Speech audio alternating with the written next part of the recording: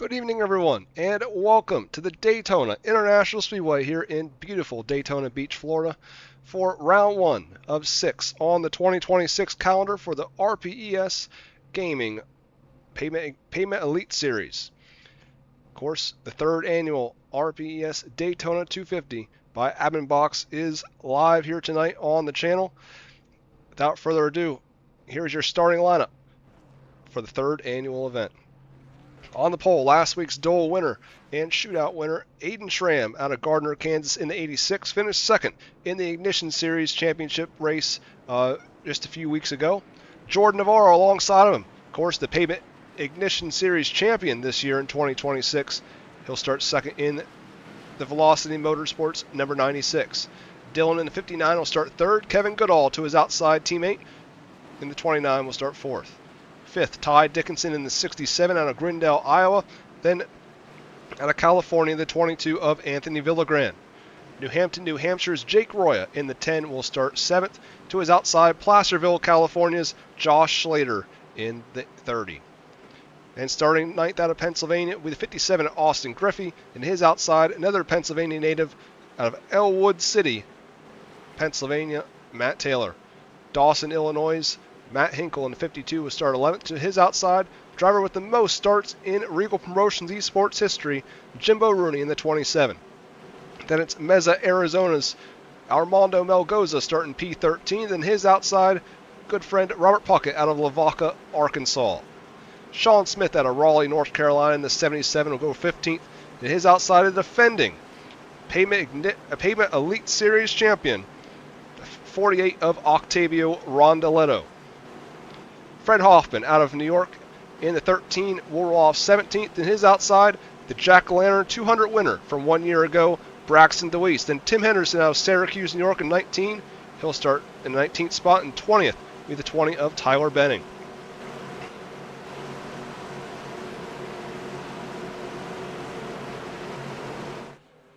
Without further ado, here we go. We're about to get the Full Throttle Motorsports green flag for the first time this season in the RPES Gaming Payment Elite Series. 100 laps is the distance here tonight. Who will become the third annual Daytona 250 winner by 𝐿𝐴𝐵𝐵𝐵𝐿𝐴𝐵𝐵𝐵𝐵 Green flag is in the air, and here we go.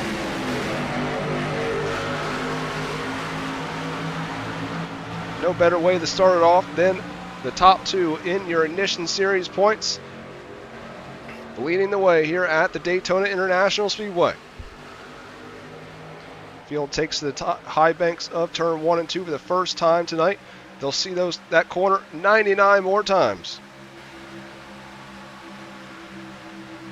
Navarro going to pull himself out front and see a couple cars making their way to the back. Dylan, I'm sure he just wants to stay out of the mess here early. No fast repairs here tonight. So you have two strategies. Go to the back, hang out with your friends, and just hope to make it to the finish where you can possibly win a trophy, or you try to be out in front of the pack and keep out of trouble that way.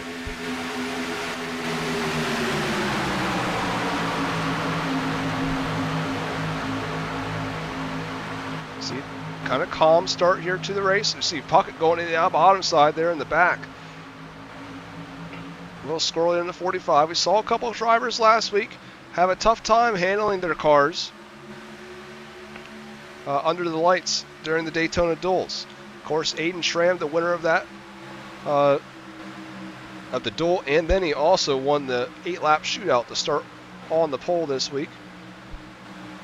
Of course, no points have been awarded for the 2026 season to this point. Jordan Navarro finished 5th. As we're going to get two cars sideways there, both of them barely able to save it. Villagran going to pull out of it. Somehow Navarro still going to lead this one through a little bit of a, I don't want to say bad, for lack of a better word, just a little bit too late on that block. Nearly catastrophe for him to start the event. It's not the way you want to do when you're just completing a lap 2. But as I was saying, 96 Navarro just finished 5th last night in the Full Throttle Motorsports 358 Modified Series under Regal Promotions esports.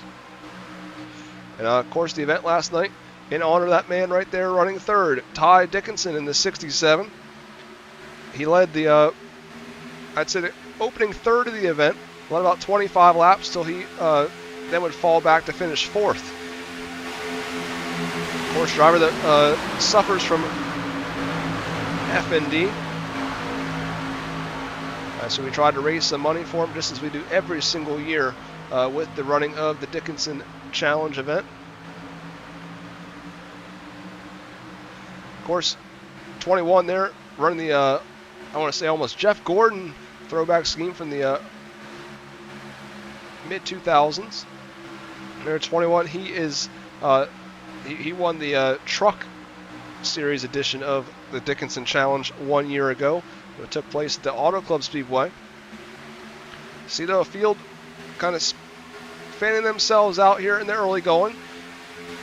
Got about 6 cars out front in a single file line.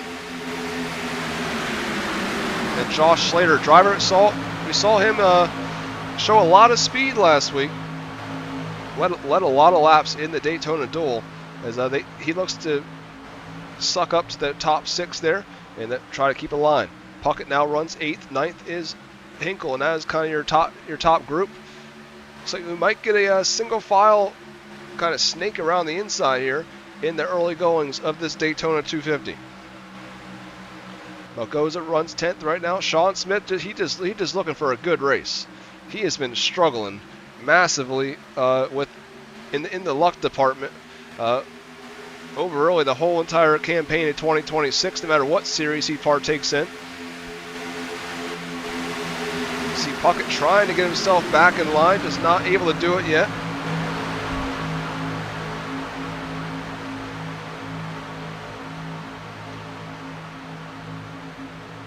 You see Puckett now 13th. He is last driver in the lead pack. Austin Griffey leads the second half of the field.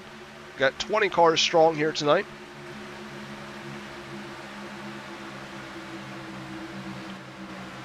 We've seen how good these group of drivers have been, though, throughout the couple weeks that obviously most of the field ran with the Pavement Ignition Series.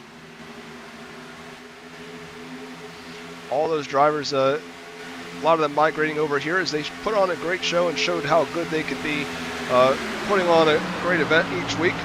Not many cautions occurred during the whole entirety of the Pavement Ignition Series in 2026. Of course, longest green flag run in league history. Took part in the Auto Club event at the Gold Rush back in the end of March.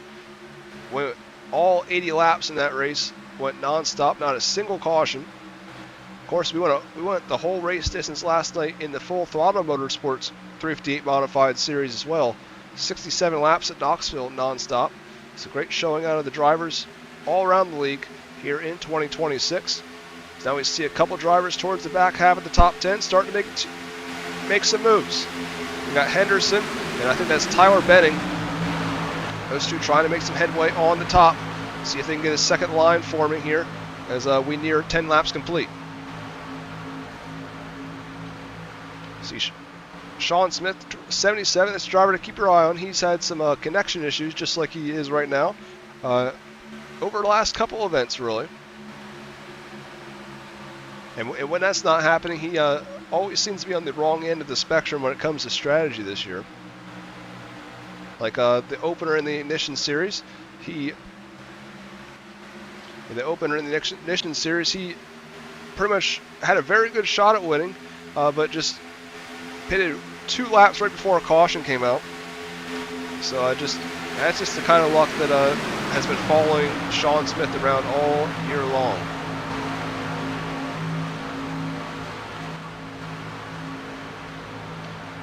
Oh, you see Mel goes there, gets shot at the outside, got a little loose there on the inside there. Luckily did not get into any other competitors. Henderson, though, is now getting some headway up top with Benning and Henderson working as a duo. Tim Henderson had to of course, he had to change his car number before the race tonight. Made joke with him that he always changes his car number. I gotta say though, nobody changes something more than that man right there, number 10, Jake Roya. the amount of times that I've had to change his company logo over the last year or so, whether he just wants to make a new design or not, it's pretty unheard of, to be honest with you. Of course, just poking some fun at him, but nonetheless, you should see the library of logos I have for Royos graphics or Apex graphics over the last year.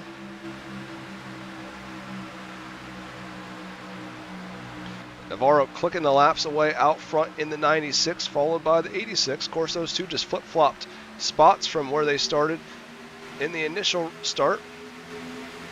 Obviously, going to be 90 laps left still when we get to the line.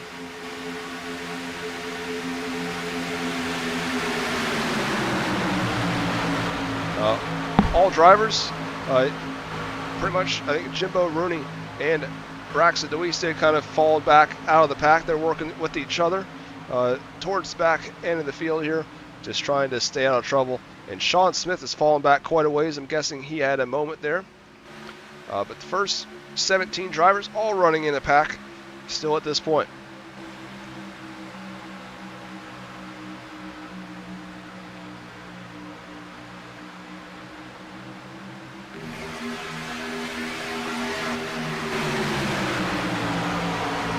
We are guaranteed a new winner here tonight in the Daytona 250. Previous winners, Andrew Halloran won the first ever event back in 2024.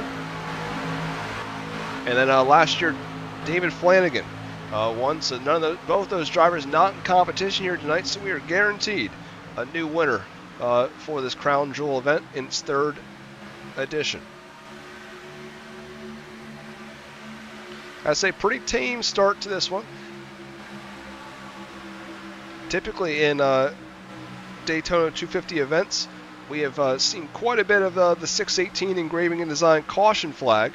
Not that I'm saying I want to see it, but I'm just saying we've averaged about 11 or 12 cautions in the two events. I think we had 9 in 2024 and we had 14 last year. I remember it was almost a sleepless night for me. Not the type of night that you want as a league admin. Still see though, Tim Anderson is still trying to lead that top lane. He does have a couple more followers behind him now, being Armando Melgoza and Fred Hoffman making his way through into 13 as well. So we'll keep an eye on them to see if they can make any more headway on the top side. A lot of the drivers on the inside though just perfectly fine with riding and saving what they have for now. But as we say, that caution flag gonna fly for the first time tonight. I'm gonna think that it's Robert Puckett. Oh, it looks like it starts up here in front with the other drivers here. Maybe Matt Hinkle and a couple others.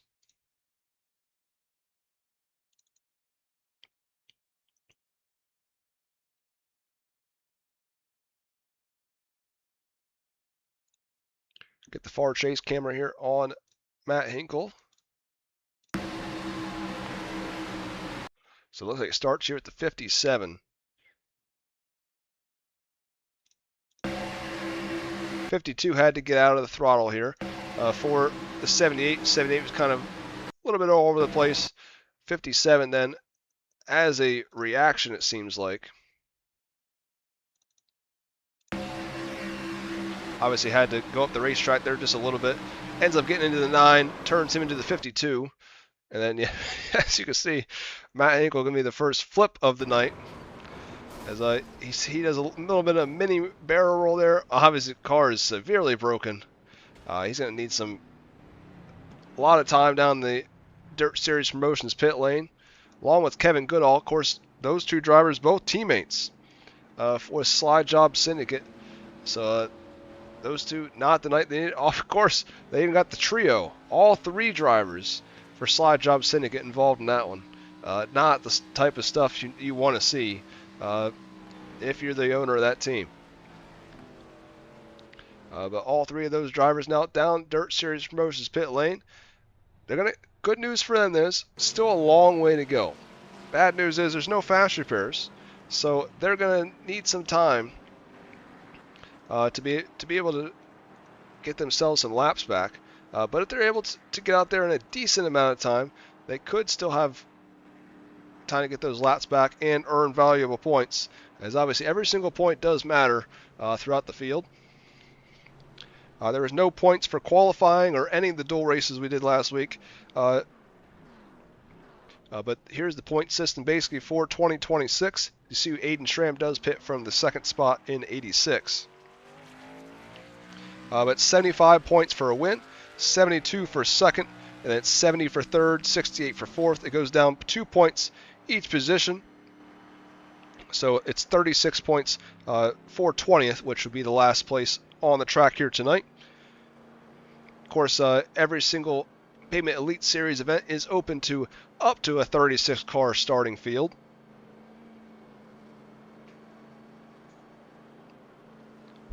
Aiden Schramm going to come down pit road. Of course, just looks like he just got some fuel.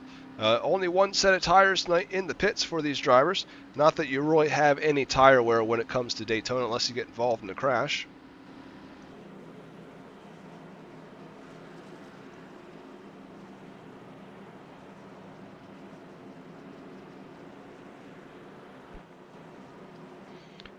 Looks like at least only one driver is out of the car right now, and that is Dylan Brannon. Not quite sure if he left the session or not. Time will tell on that one. But the other two drivers, Kevin Goodall and Matt Hinkle, still out on the racetrack. Looks like Octavio Rondeletto also came down Dirt Series Promotions pit lane. Of course, your defending champion and the only driver to ever win multiple Pavement Elite Series events. We've had, I think, 11 or 12 events in series history. We have 10 different winners. He is the only one that's ever won more than one, being he won at Kansas last year, and he also won at Iowa in 2025. Iowa win being a pretty dominant victory. He led 174 of the 175 laps in that event.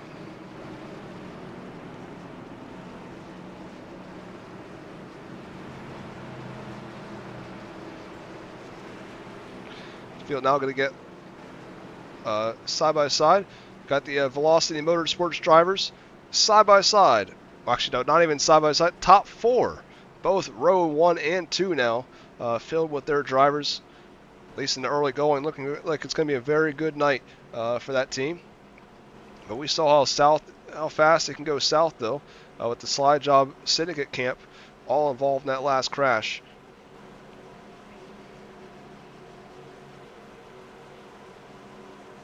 Yeah, we have 10 events in Pavement Elite Series history, and they've been 9 different winners. 2025, we had David Flanagan win the Daytona 250, then Rockingham in a photo finish. Josh Connell held off Octavio Rondeletto by less than 5/100ths of a second. Then Braxton DeWeese picked up the victory in October for the Jack-O-Lantern 200 at Auto Club, and Peter Santana won at Charlotte to cap off the season. And of course, Octavio Rondeletto won at Iowa and Kansas in the 6 events in 2026. See who our 6 winners this year will be in 2026.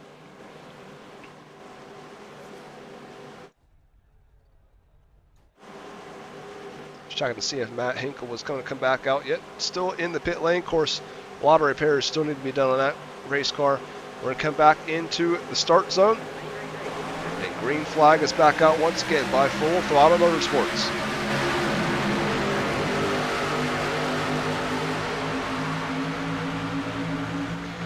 Morrow still leading out front. Obviously he's led basically, I think he's led every single lap to this point in 96. Now we're going to see all Velocity Motorsports drivers get down the inside, all going to work as a team. All 4 of those drivers also were involved in the voting earlier today for the best appearing car.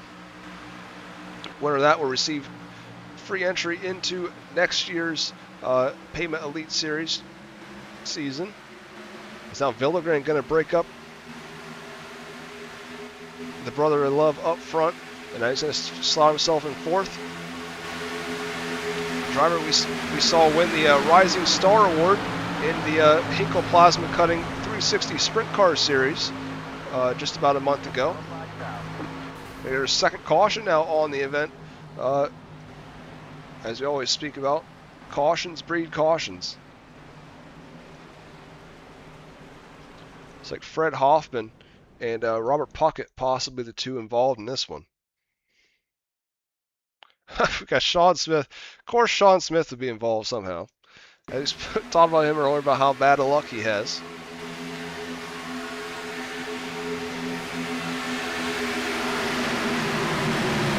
It's like Puckett. I try to get a better angle on it, but it looks like he just comes down the racetrack in the tri-oval here. He's trying. He sees the 86 coming. I think he tries to come down the racetrack. Comes a little too far. Gets into the 13. Yeah, Hoffman had nowhere else to go. And we're also going to see Hoffman here. Gets into this 77 and nowhere else to go. We got to get a cockpit view.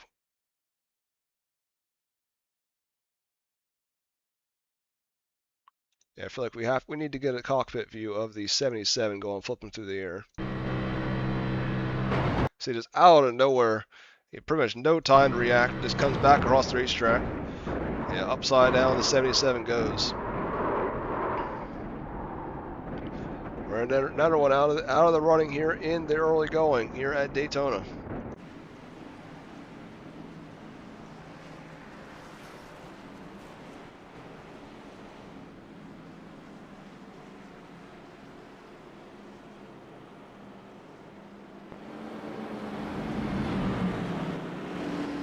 About 1/5 of the way of the race distance.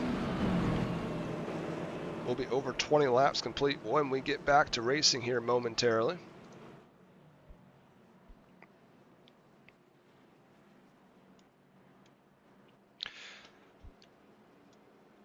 Of course, now about 6 drivers have been involved in a crash here tonight. That's the name of the game here at Daytona, though. You just got to stay out of the wrecks and hope you can be there at the end.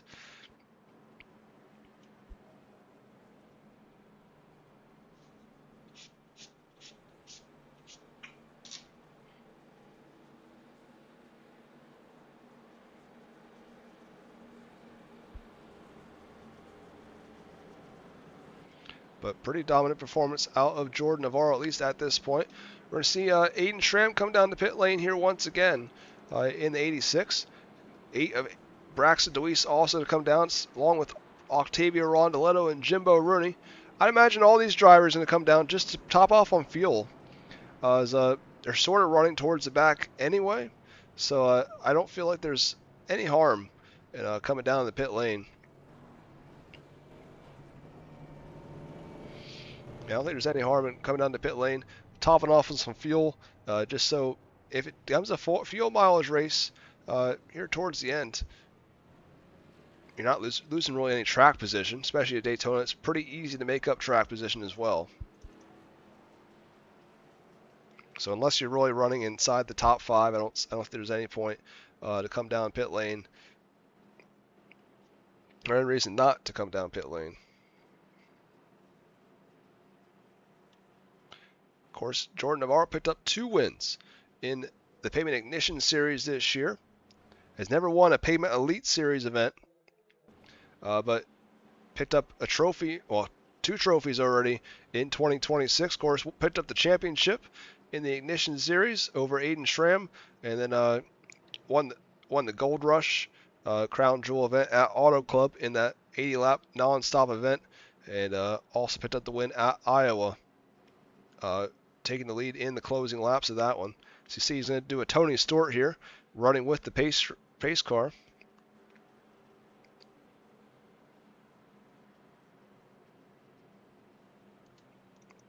And driver outside, 67, Ty Dickinson. Surprisingly enough, he has never won with Regal Promotions Esports. He's been close on quite a bit of different occasions, but still has yet to pick up that elusive victory with the league. Never know, could come here tonight at Daytona. It's got to be in the right place at the right time. Jake Roya, our most recent points-paying event winner with one of our pavement series. Of course, picked up the last race in the Pavement Ignition Series in the All-In 150 at the Las Vegas Motor Speedway. Pulled off a masterclass of fuel strategy, able to make it the whole way on fuel when no one else could. Margin of victory on the box score, we'll say by 12 seconds. But, you know, it was a lot closer than that, just trying to coast to the finish for the 10. Villagran, he finished 5th in that Las Vegas race and showed a lot of speed throughout the 360 Sprint Car Series season. Still looking for that first win in league competition, but it will come very shortly, especially when it comes to dirt oval side of things.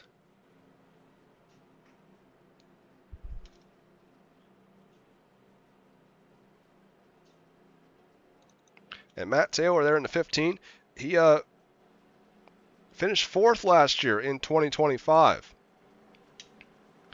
in the Daytona 250.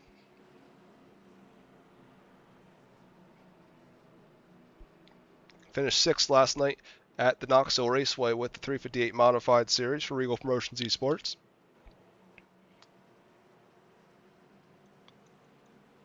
Then Tim Henderson, as we spoke about earlier, picked up Auto Club Truck victory in 2025.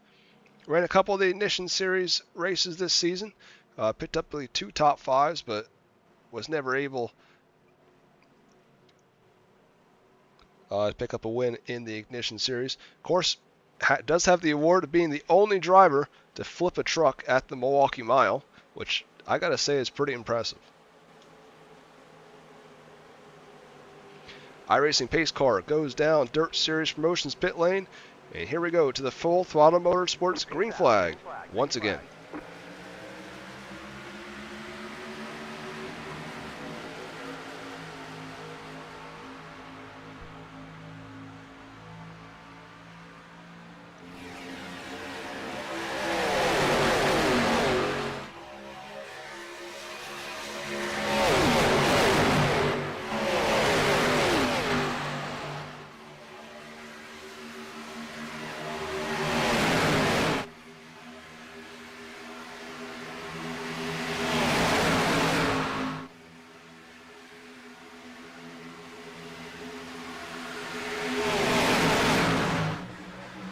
Dickinson now is out front in the 67, leading the pack in the Velocity Motorsports number 67. Villagran in tow in the Elite Performance Industries 22. So Navarro now has fallen back to 3rd. Tim Henderson still holding strong on the outside. He's been leading that top lane for quite some time in the 21. Of course, Tim Henderson, famously known in the chat as the Rizzler.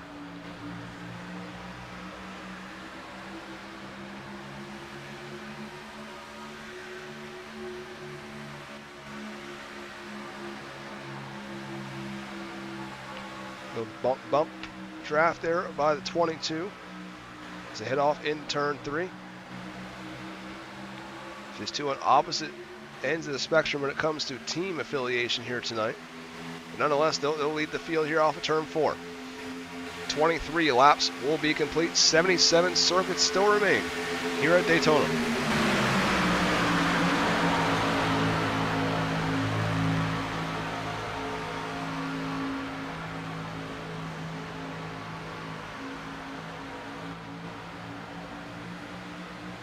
I spoke about the paint schemes made for this Velocity Motorsports team. Of course, they won the team championship in the Pavement Ignition Series this year and got custom t-shirts as a result from 618 Engraving and Design, our official caution sponsor of Regal Promotions Esports. But all their paint schemes also provided by our Victory Lane sponsor, being Apex Graphics, done by none other than number 10 there, Jake Roya, who runs 4th.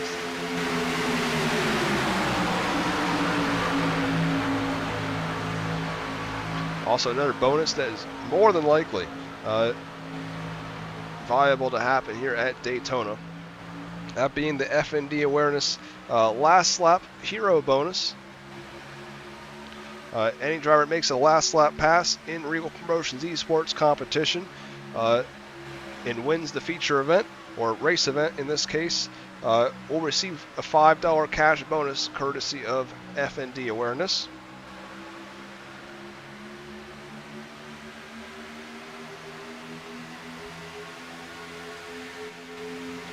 Dickinson still leads out front with Villigan right behind him in tow. Of course, pretty much the whole entire field now out on the racetrack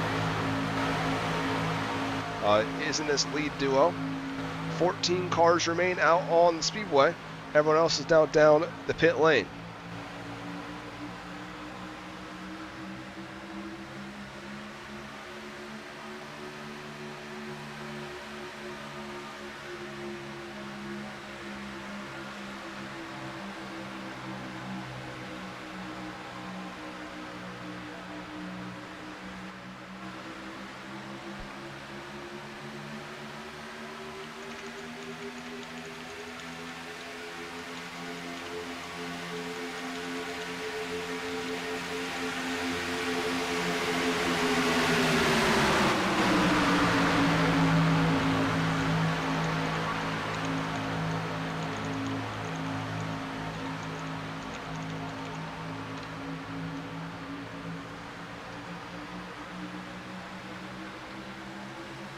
Pretty tame stuff here right now around the Daytona International Speedway.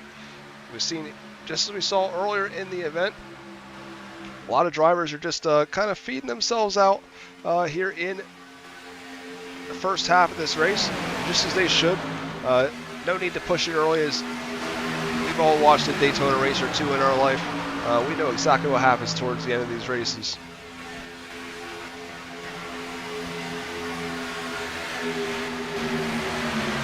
Not that any points are awarded or anything along those lines, but tonight's fastest lap is brought to you by TJ Visuals and is currently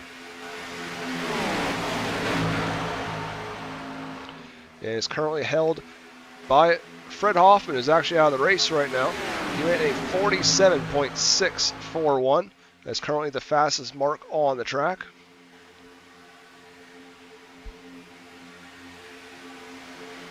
So we just have not seen that top side really even it hasn't got going yet.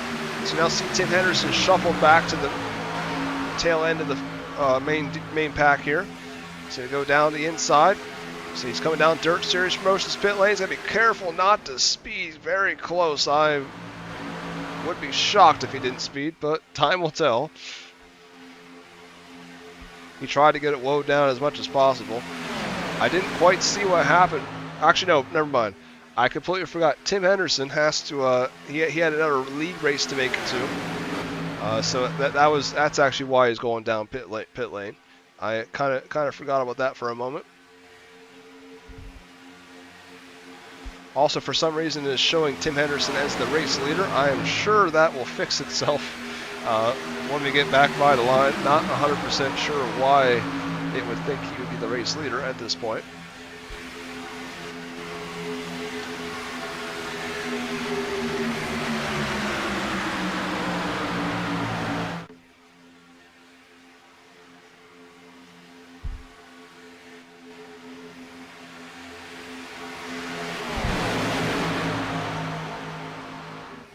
Dickinson's still lead up front, course.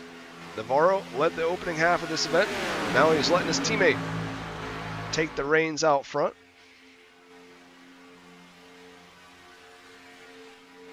Of course, when you're running behind somebody, you got to let off the throttle a little bit more. That does allow you to save a little bit more fuel. Possibly could be a strategy gained by the teammates.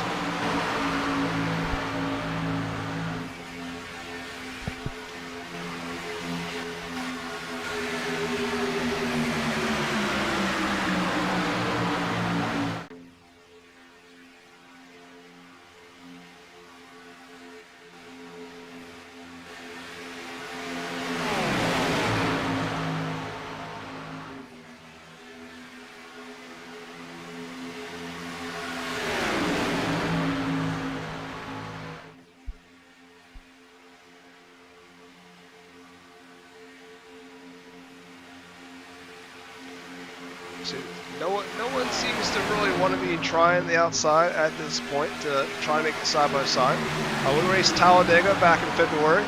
We saw quite a bit of side by side racing at that track. Throughout the early race, we didn't see any single file racing.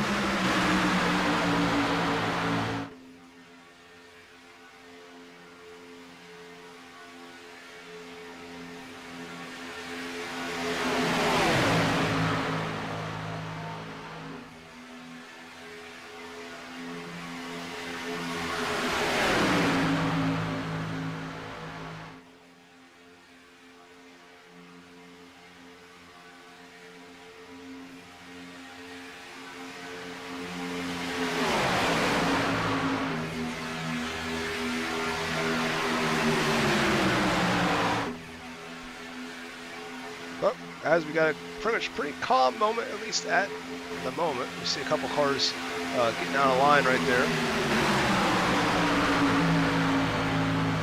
Murphy's still trying to make some ground there on the top side. Still side by side with the fellow Pennsylvania native Matt Taylor. They started in the same row to begin their event, and they're still side by side. A couple sponsors we didn't get to mention yet. Of course, 𝐏𝐴, presenting sponsor tonight's event for the second time. They also were the presenting sponsor, the first ever Daytona 250 event. And as always, the drivers meeting sponsor each and every night with Reigel Promotions Esports. Of course, I use my 𝐏𝐴 quite a bit on iRacing. If you're not very good at making hotkeys or anything like that to clear blacks, etc., 𝐏𝐴, definitely look them up. If you have some trouble with that stuff, it's very much beneficial to make it quick and efficient for anyone that's trying to run a iRacing league.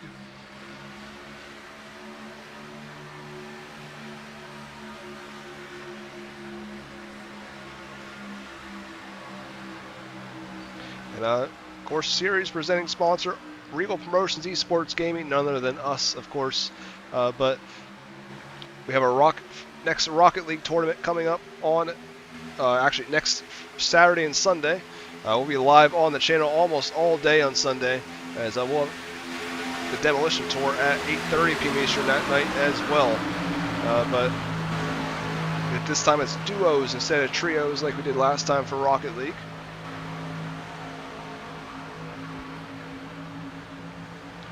See the field starting to kind of spread themselves out.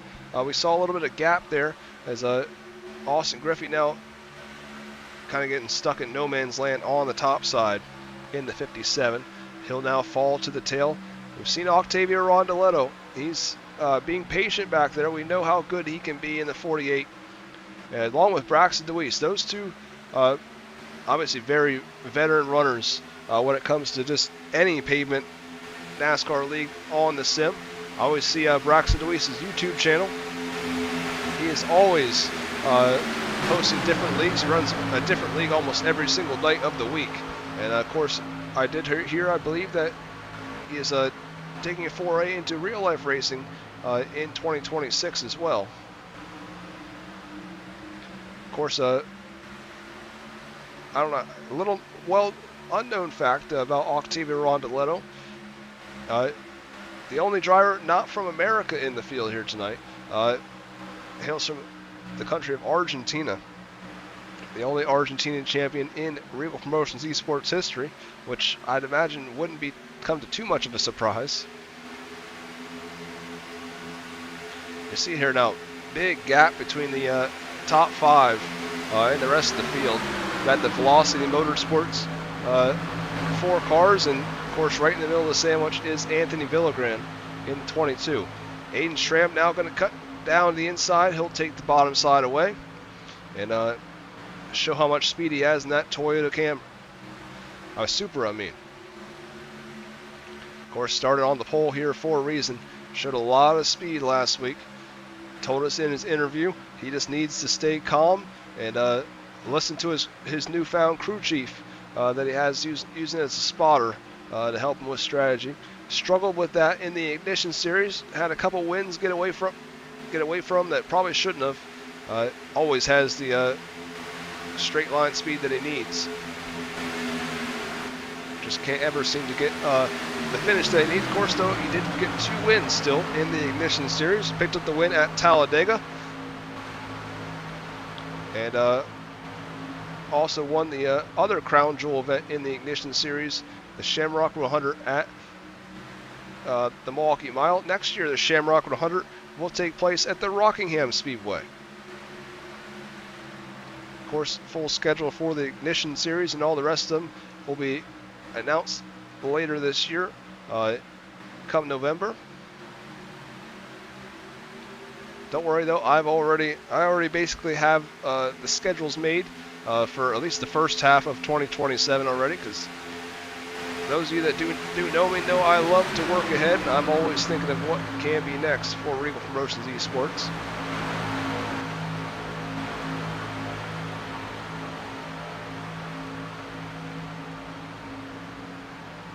Looks like a few of those out there might not, since this is a NASCAR event, might not follow our dirt scene very much. If you do though, of course I'm the series director for the Dirt Car Esports for World Racing Group. So that's kind of my day job, working for World Racing Group in the War of Outlaws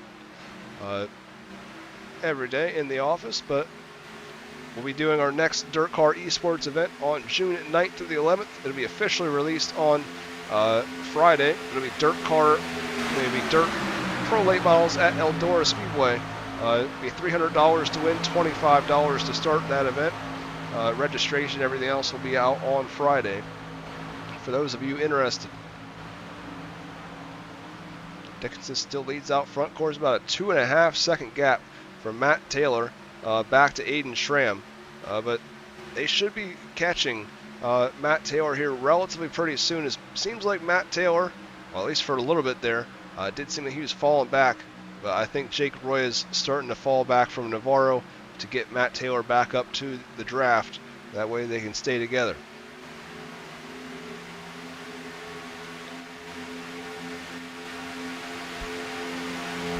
As now you can see everyone back here from 6th on back.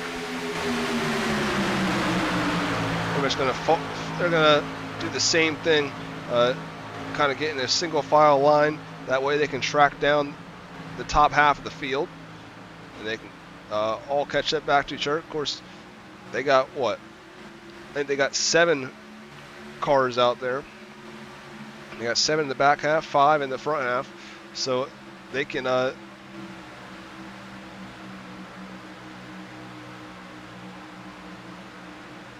so obviously that's more cars than the front half has, so they should be able to reel them in here slightly. See, already about 1/10 of a second they've already gained on the front half of the pack.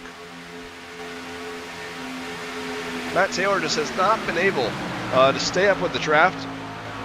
Possibly just doesn't have the same straight line speed. Of course, fixed setup here with the Pavement Elite Series.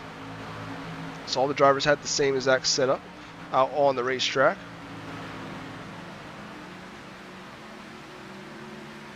There is no bonuses for leading the most laps or anything along those lines when it comes to bonus points with the Pavement Elite Series by RPES Gaming. So it doesn't really pay anything to lead a lap other than the fact that you're out front. Oh, we see Dickinson get sideways there out the corner. Luckily able to save it there. Heck of a save out of Ty Dickinson.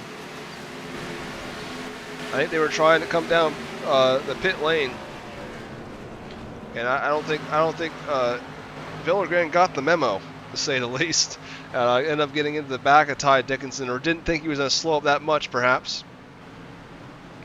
I see the back of Villagran here has a little bit of damage on the back bumper, a little dented in.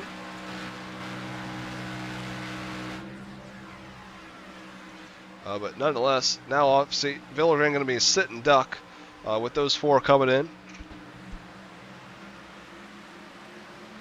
But good thing Ty Dickinson was able to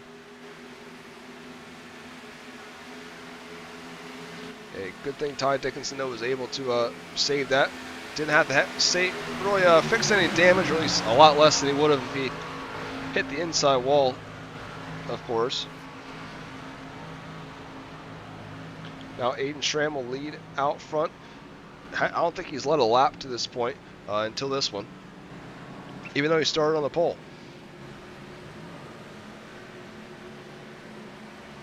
Jimbo Rooney starts second. But now you got to kind of think, let's see where Ty Dickinson is in relative to everyone else. See, these drivers quite a ways up the road.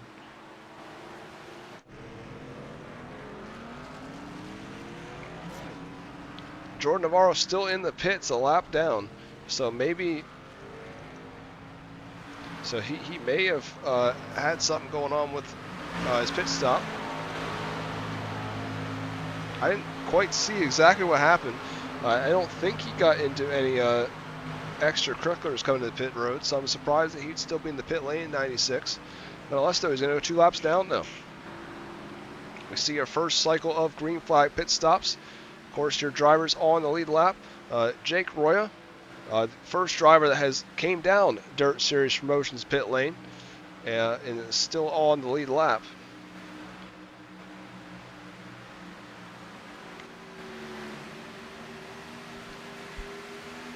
Josh Slater now goes a lap down in the 30.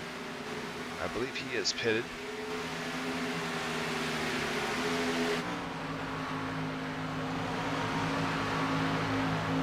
I think it's just Schramm, Rooney, and DeWeese that have stayed out on the racetrack.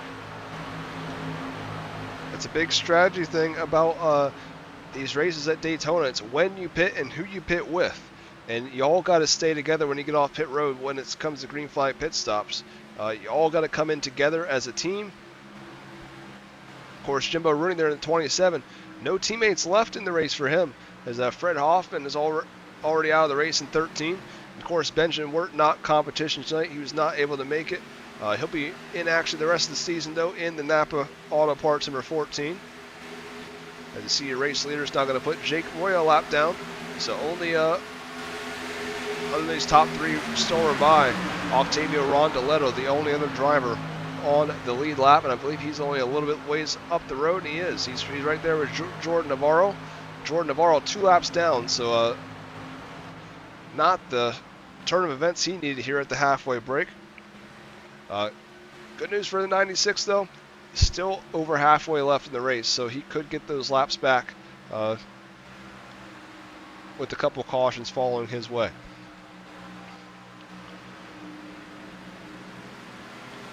These are the drivers here: DeWeese, Schramm, and Rooney. Those 3 we saw earlier in the race come down pit lane on 2 different occasions, top off on fuel.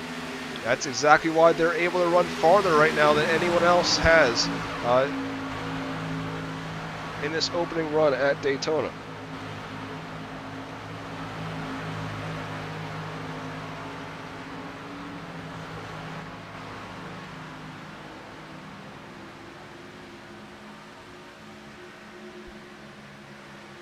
Of course, this Sunday, reminder to a lot of you viewers out there, we'll have the SoCal 100 at the Irwindale Speedway. The outer layout for 100 laps in the late model stocks. First time late model stocks being competition here in 2026. As you see, Rooney gets out of shape there in the 27, goes at the racetrack, going to allow Braxton DeWeese to go by here. This looks like he's going to there for the 8 on the inside. Of course, DeWeese has to be one of the favorites, along with Schramm and Octavio, to be the champion here in the Pavement Elite Series. So now we got side-by-side action here for a race lead. Just as we thought Rooney was going to fall out and get passed by DeWeese just as fast, he's now going by the race leader. He's going to pull himself to the front here with help from Jake Roya. Of course, those 2 had a run in last year, but nice to see them helping each other now out. They had a run in at 305 Sprint Car Series race at Bristol Motor Speedway last November. Weren't too happy with one another, but sometimes iRacers things can be memory can be short. My goodness, big turn events now. We got Aiden Schramm into the outside wall here in turn 1. I saw it happen with my own eyes, but now we got to take a look, see exactly what transpired to make this one happen. Oh, it looks like it's going to be a chain reaction. So the 8 gives a shove to the 86. At the same time, the 10 came down just a little bit at the same exact time, and 86 just ends up getting turned to the outside wall. But that's definitely going to be a tough call for league admin tonight, Ted York. Nonetheless, Aiden Schramm now going to be behind the 8 ball instead of in front of it like he was previously. Also see that Anthony Villagran. It's like he looks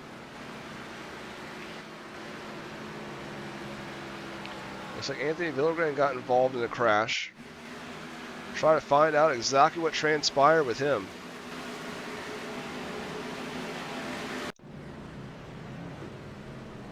So it looks like he has exited the session.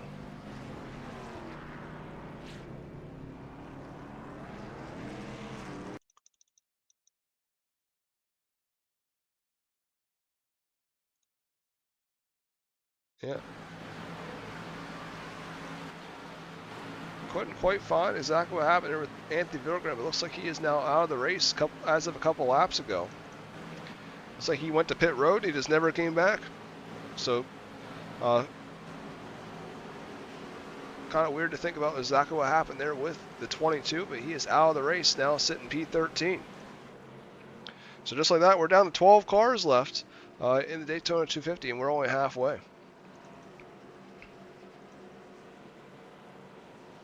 Just as I sort of thought it would be. Kind of a war of attrition here tonight at the Daytona International Speedway, just as it always is.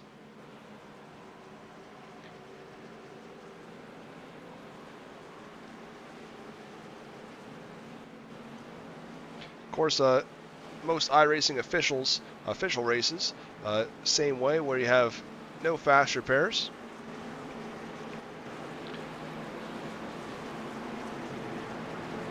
Austin Griffey and Aiden Schramm going to look like they're the only 2 that will come down the pit lane.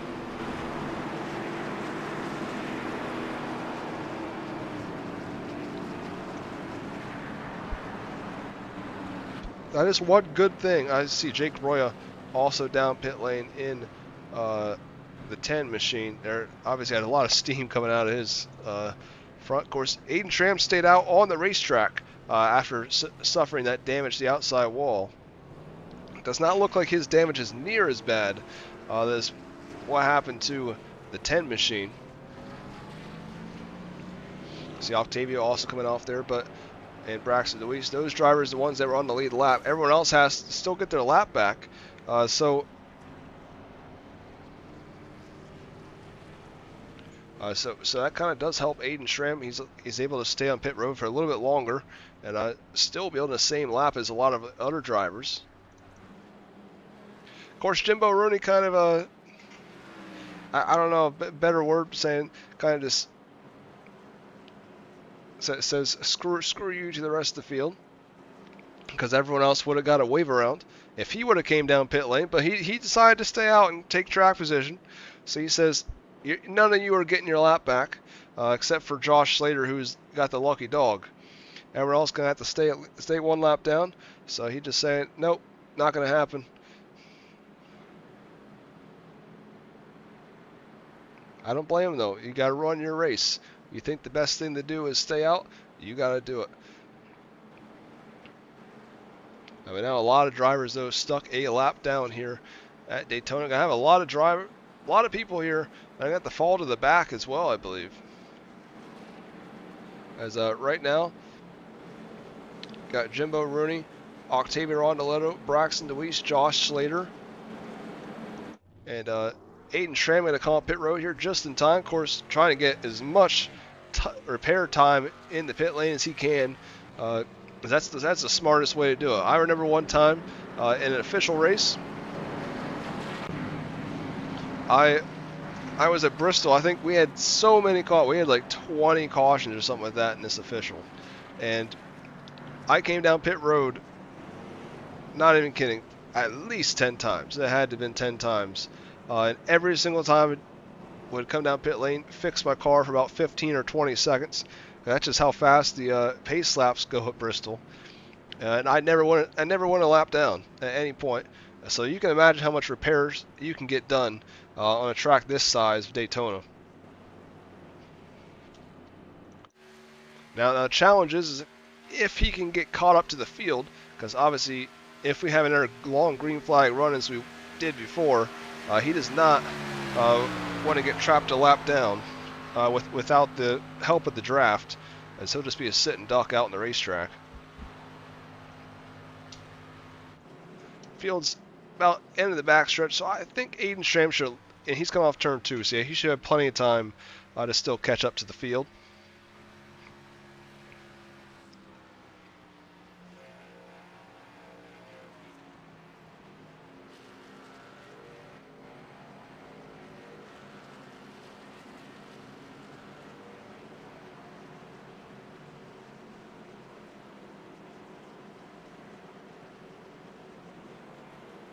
So 𝐏𝐴𝐸 going to slot himself in there, trying to get himself into his proper starting position. As him and I believe Jim Rooney, the only two that'll start on the front row in this one, as the other two going to be at the back there at 48, the 30, and the 8.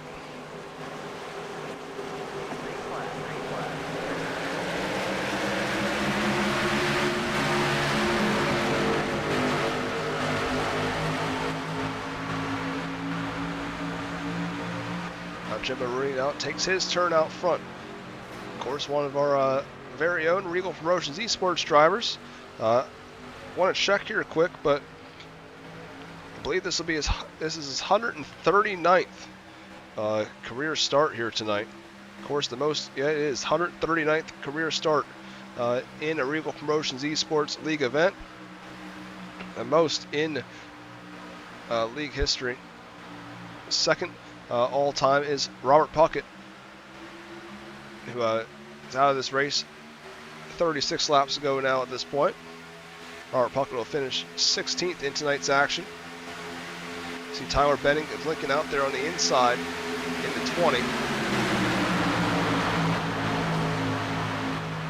I see only 5 drivers on the lead lap right now out on the speedway. Jake Roy, of course, the driver is still out there. Still in the pit road, number 12. He's the only driver not out there, still trying to fix his repairs. Sure, they're required repairs, unlike 𝐏𝐴𝐸's optional repairs that he has. That's why he can still stay out on the racetrack.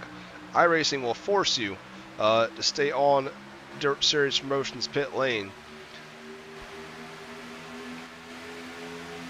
If you have engine damage or anything along those lines.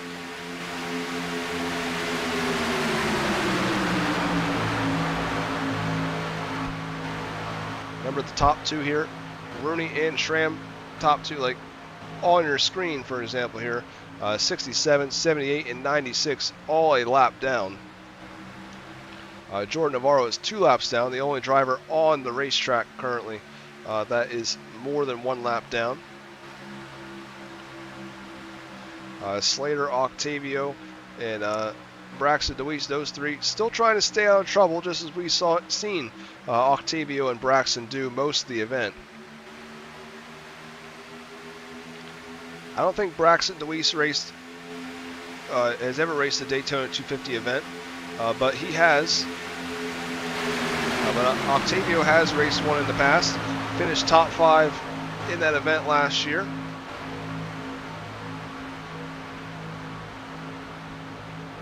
So he knows what the war of attrition is like here at Daytona with Reigel Promotions esports. Hayden Schramm running second, just as he did in the early goings of this one.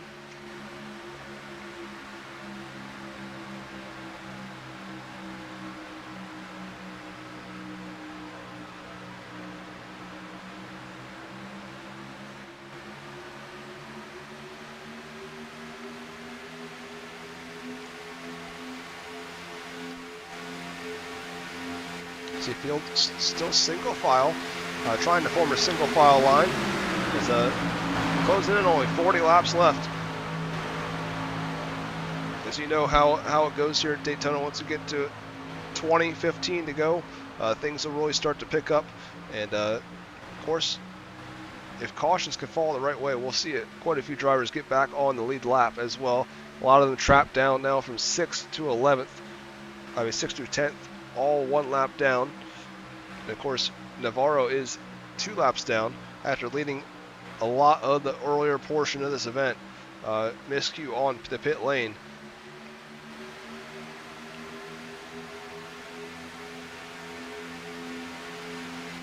See, Matt Taylor that got loose at the corner. He's been struggling with that 15 car all race long. Really has some handling issues there on the 15. It just seems squirrely. Even about lap 20, he just was not able to keep up with his Velocity Motorsports teammates, and that could be a reason why.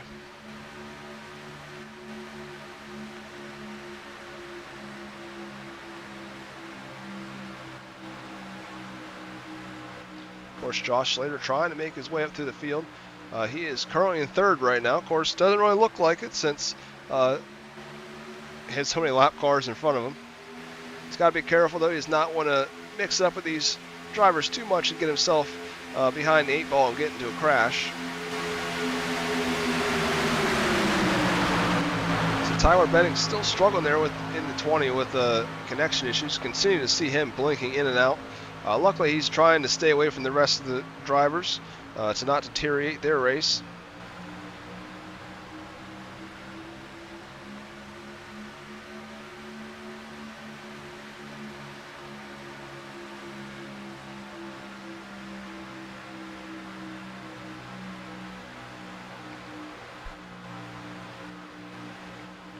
We mentioned the late model stocks at Irwindale on Sunday at 7:30 p.m. Eastern, 8:30 p.m. Eastern. We'll be live on Right Rear Racing network here on YouTube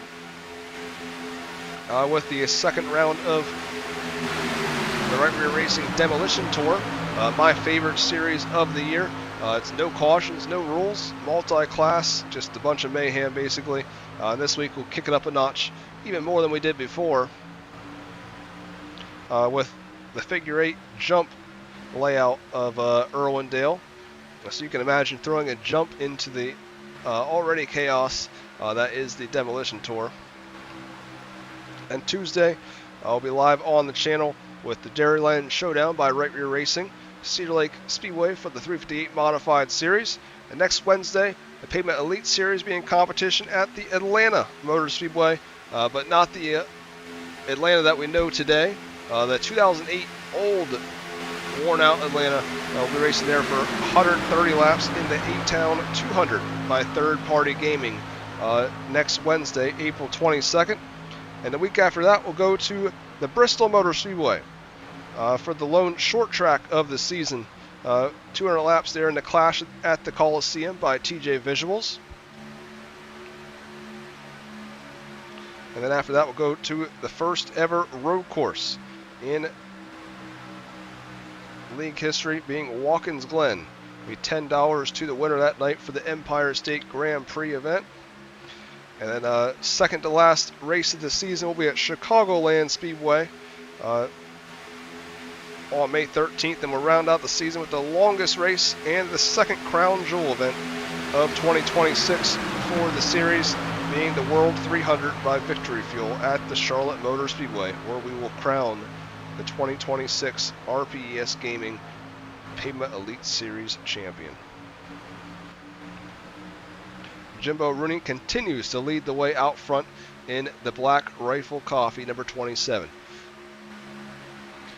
Aiden Schramm still behind him in the number 86. Driving the Hauling Well service, number 8 Toyota out at Gardner, Kansas. Ty Dickinson currently 6th, first car a lap down. See a couple now going to duck down the pit lane. Jimbo Rooney still hadn't pit yet at this point in the 27. ever since he came down the top off fuel, probably about 40 laps ago. He'll finally come down the pit lane. I just don't think he'll probably take tires though. He probably won't want to do that under green flag conditions. Josh Slater also coming down. See, Jake Roy is still in Dirt Series Promotions pit lane after that crash during our last 618 engraving and design caution flag. So now Aiden Stram going to take control of the race lead. Of course, another deceiving look at the field here. Aiden Stram currently a race leader, but second place runner is Octavia Rondeletta, who runs second to last in this pack, and third place runner is the driver's last in that pack.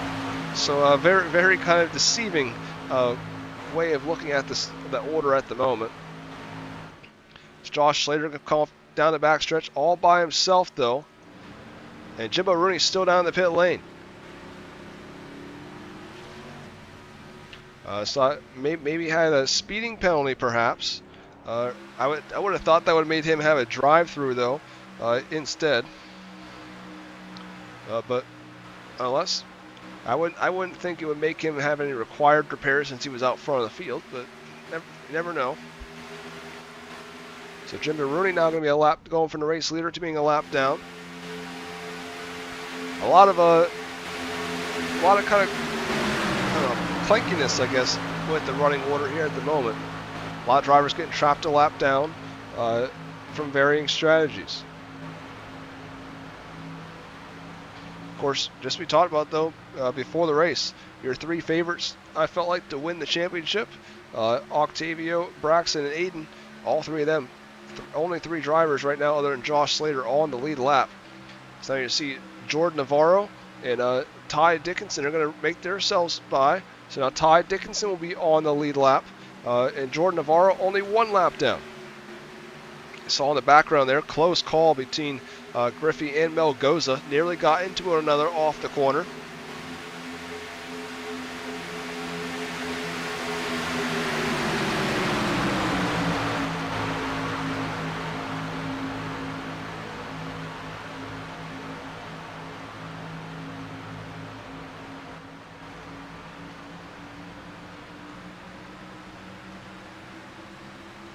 Sorry, I had to take a quick drink for a second. I hadn't taken a drink since the drop of the green flag.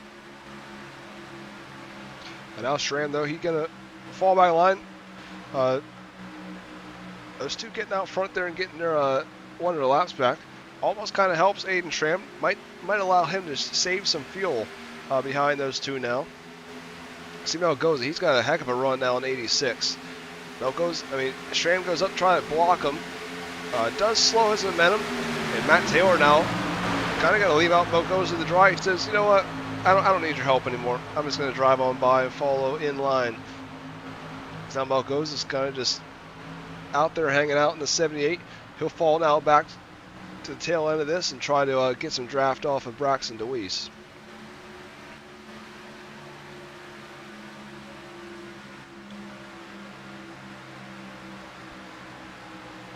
This kind of reminds me of the first ever Daytona 250.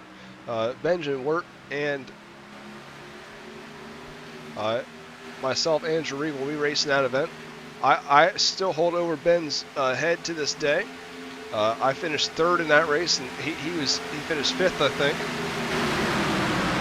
But it was a lot like this.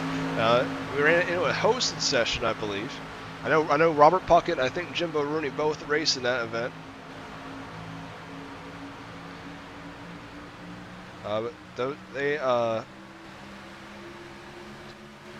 It was a lot like this though. A lot of drivers in different varying laps and sort of small field drafting.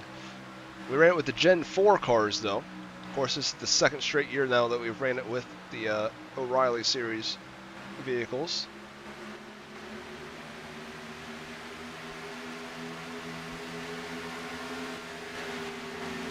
Stram still out front there in the 86, running third in line in the front pack.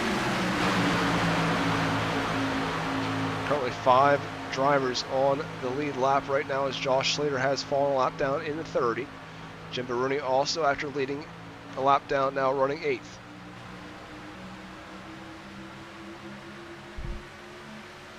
We've also lost 2 more drivers. I think we lost Tyler Benning.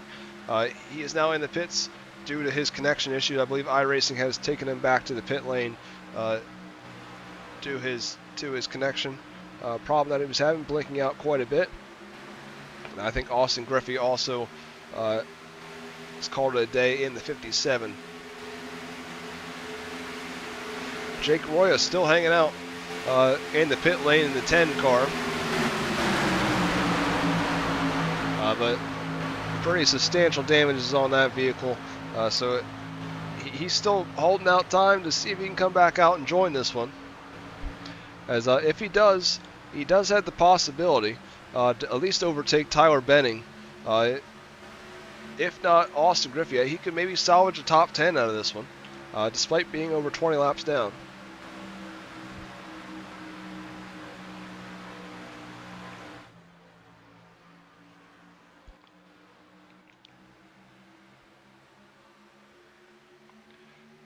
Under 30 laps to go, though, nearing 25 laps left.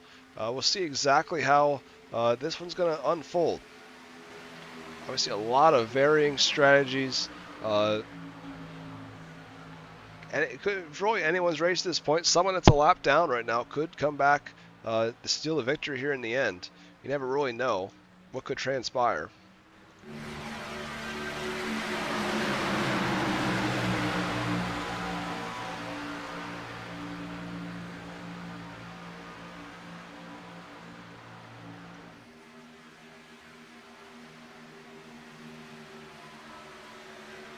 Try to play around with a couple different camera angles. We see kind of car getting together here in turn 3 and 4. I believe Octavio going to get involved, and Braxton DeWeese maybe going to make their unscathed. So kind of a curse there from me, trying to change the camera angle, and all of a sudden we get some action here at the top front of the pack. Looks like a start with Jordan Navarro and Jimbo Rooney. Of course, those two have no share of history. Looks like it's going to be Jordan Navarro here. Looks like, it at least appears like Rooney holds his line. I could be wrong, but at least it looks like he held his line.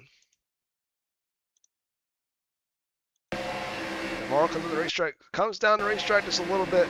Well, he gets loose or something there. Gets into the 27. Looks like Octavio gets a piece. I think 15 and Matt Taylor was another driver that got involved in this one. He gets the side of 96. He might be okay. Just a couple damage there. And, yeah, Armando Mogoza takes a pretty big lick in the 78. So we're just going to ask for more carnage here in the closing laps as we near the end of this one.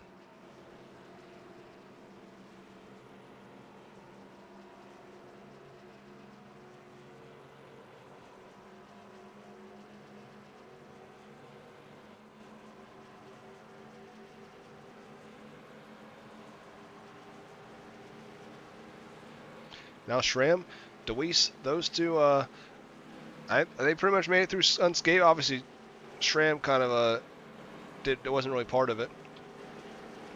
But DeWeese looks like he was able to squeak his way through the middle.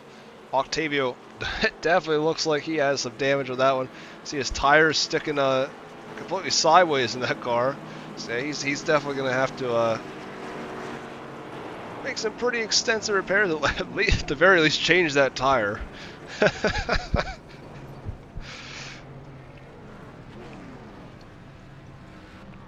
But that does help out Ty Dickinson, though.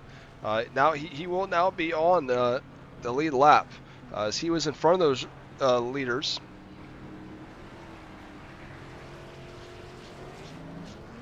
Definitely not what Jordan Navarro needed in 96, though. Now he'll be even more laps down than he already was in 96. We're down just a couple of cars left.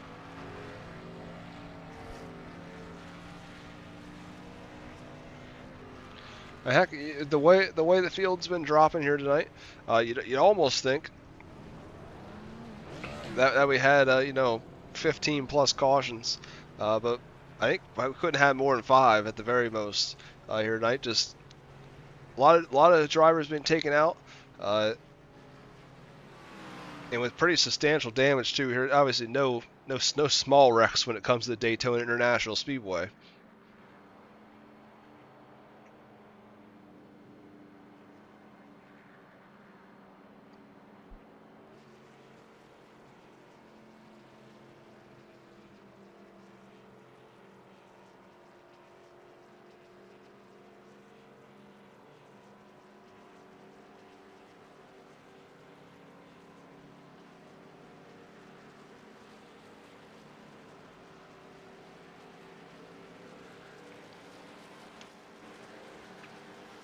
Looks like Ty Dickinson, they're going to make it off pit road first. He'll be your race leader.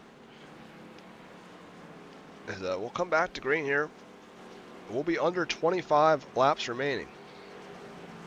Of course, this is the second longest event in the series in 2026. Of course, the longest going to be, and the longest event will be the World 300 on May 20th, 200 laps at Charlotte Motor Speedway. By far the longest race we have ever had with Regal Promotions Esports.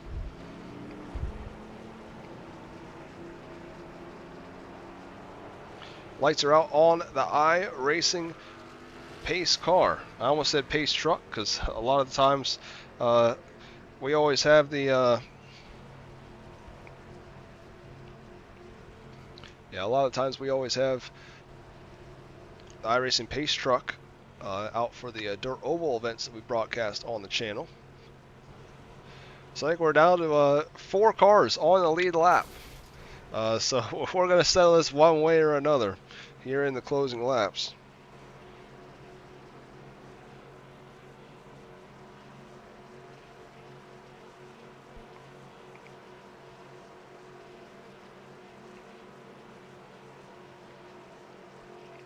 But the drivers don't really, I mean, unless you throw Jordan Navarro in the hat, really, a lot of the drivers that have shown the most speed here tonight are the ones that are out there. Josh Slater last week in the 30 there showed a lot of speed in that 30 unit during the Daytona duels, leading almost the whole entire race. Matt Taylor's still out there, 3 laps down. Octavio Rondeletto still in the pits. Obviously, still has some damage there. He still doesn't even have a right front tire on it, so he's definitely got some required repairs to make there in the Dirt Series Promotions pit lane. But 4 of your 5 that you see behind the iRacing pace car are still on the lead lap, so they're going to settle amongst themselves, at least for the time being.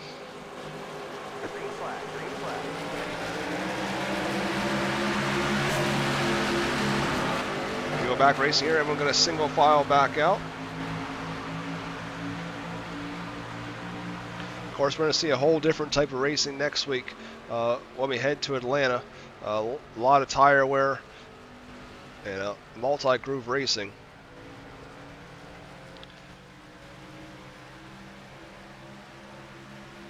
For me, at least, the old Atlanta used to be my favorite track on all the console NASCAR games.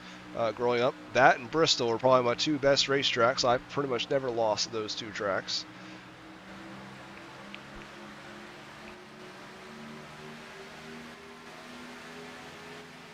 Dickinson leading out front. Of course, we talked about earlier in the night, has never won a Regal Promotions Esports sanctioned event.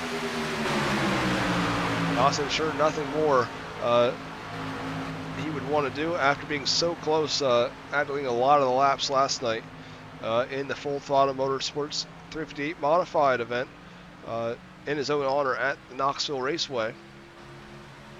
Matt Barber picked up the win in that one. Is now DeWeese going to get a great jump there off of turn 2, going to pull to the outside.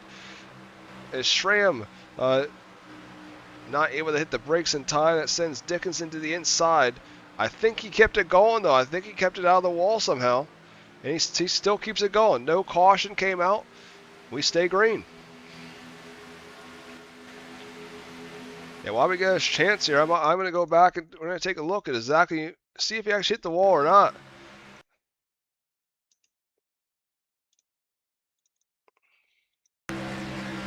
Yeah, he got into the, I think it's with the side draft there, with the 8. They never really touched, but you see, Dickinson and I actually talked about this earlier in the week, how sensitive they are. But great save out of Ty Dickinson, able to keep that through. Just kind of corner cuts here on the Daytona road course. Maybe the Daytona 250 should take place at the road course next year. But he keeps it going, and he's still going to stay in the lead lap. Obviously going to be hoping for a caution, but caution are not going to be easy to come by. Here with so less cars left in the race, but could happen. But also won't lose a whole lot of time per lap, because there's only 3 drivers working together in a draft.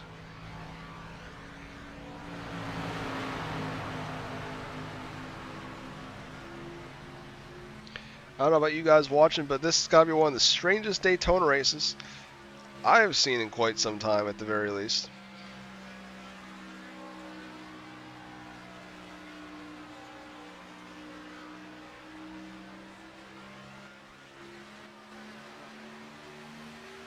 But 𝐷eWeese, new leader out front. We have not seen him anywhere near the front really all race long. But he's found himself right out front here now towards the end. Exactly where you want to be.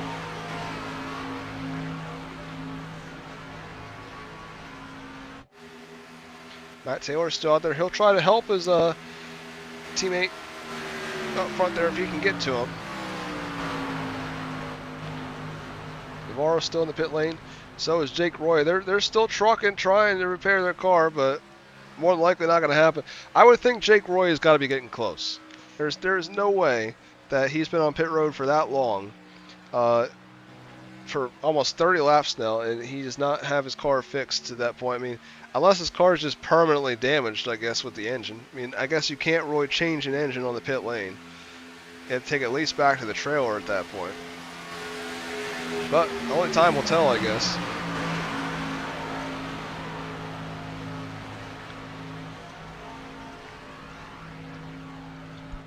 See Matt Taylor out here, though, right now 5th. Of course, finished 4th last year in this event. So he's trying to keep that top 5 streak alive in the Daytona 250 presented by Admin Box.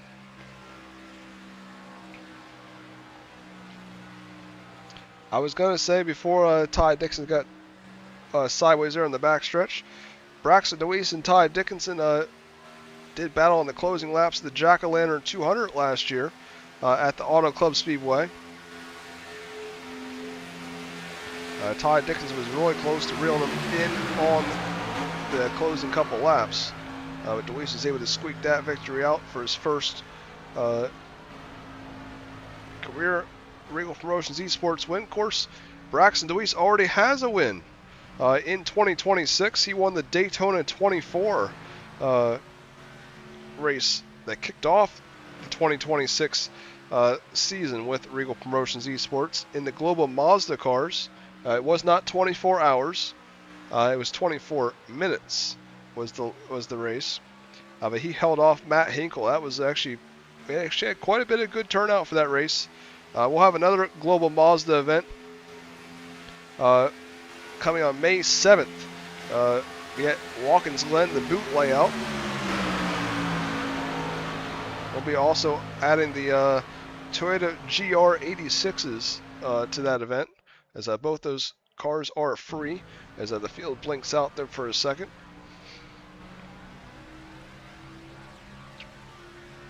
Still tame out front. You see Ty Dickinson is now back 19 seconds. He's obviously running by himself. Not quite exactly what he needed. Matt Taylor does not have the speed to catch up to him, since he is obviously his car is severely damaged in the 15.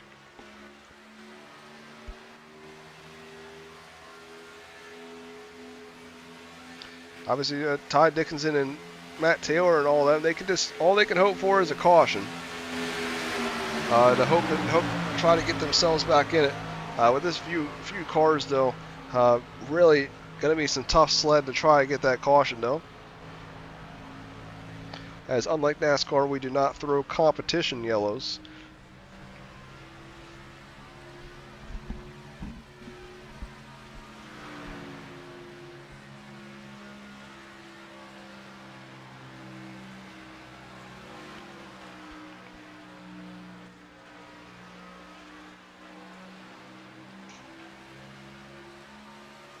But these drivers, though, 𝐏𝐚𝐬𝐲, we spoke about many times tonight about him, has picked up 2 wins this year in competition. Maybe not as much of a well-known fact about 𝐏𝐚𝐬𝐲. He actually made his debut with Reigel Promotions Esports, running the Micro Sprint series back in the winter of 2024 and 2025. Picked up 3 wins in that series, which is tied for the most all-time in Reigel Promotions Esports history with Cody Racine. They actually won 3 in a row that season, 2 of them being at Fairbury and Kokomo Speedway. So he looked to the inside there momentarily off the corner. But he is yet to win with the Pavement Elite Series, so he's looking to be the 10th different winner in 11 events. This being the 11th race in series history here tonight.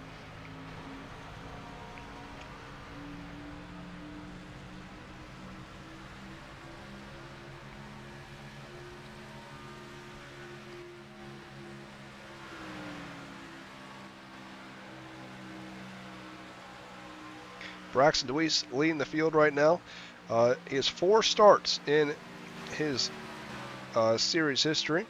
He has 1 win, 1 podium, 1 top 5, and 3 top 10s, along with 3 poles. 3 poles is pretty incredible, considering he only has 4 starts. I know his first ever pole in the Elite Series was at the Rockingham Speedway in 2025. That field had a lot of big names in it.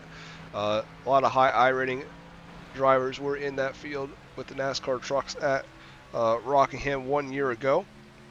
That was almost exactly a year ago. I believe that event took place on April 16th, so that would have been tomorrow last year.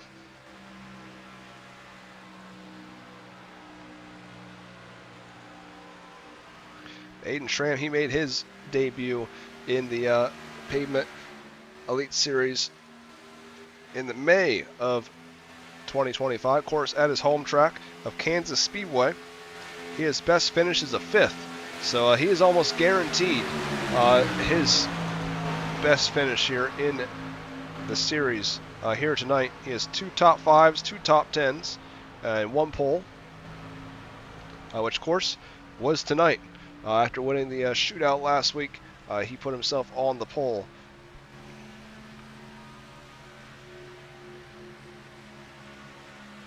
Although after starting on the pole, has not really led too many laps in the 86. He said he was going to play it safe here tonight, though, and well, he actually said the opposite. He was not going to play it safe. He said he was going to lead all the laps.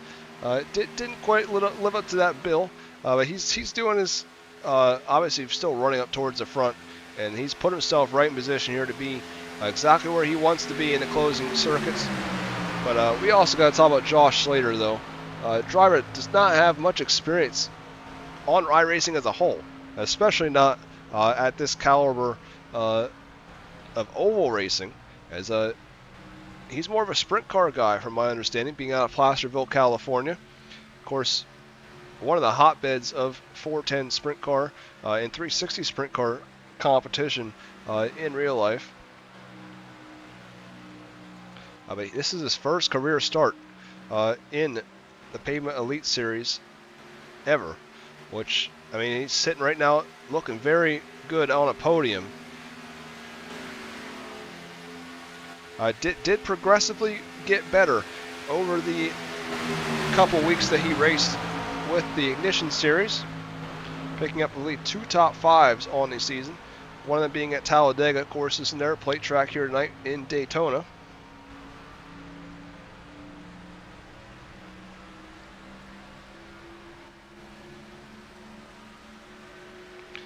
Ten laps to go, though. I would expect some things to start happening here. The drivers possibly start working with each other. I would assume Josh Slater and 𝐏𝐚𝐬𝐲 will try to team up with one another to see if they can kind of snooker Braxton DeWeese. I don't think you'll see them go too early, though. But I guess I could be proven wrong.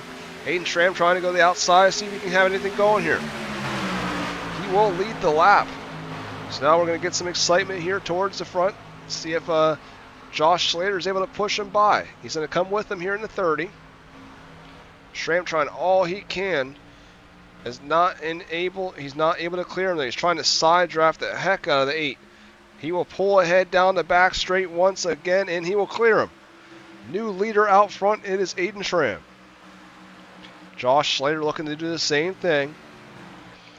As we spoke about earlier, Ty Dickinson and I talked about earlier in the week about how strong the side draft is in these race cars and how much it really just affects the momentum, like a whole lot.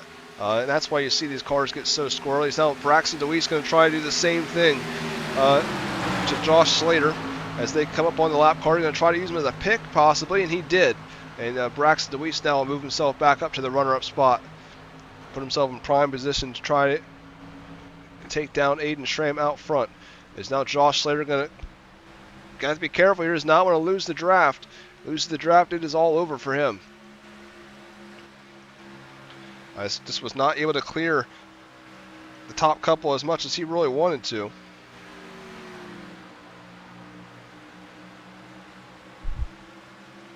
Now we got to change the scenery out front though. Gardner, Kansas driver Hayden Schramm right back where he started.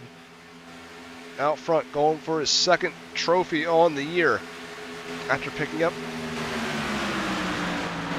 the Shamrock 100 on March 12th.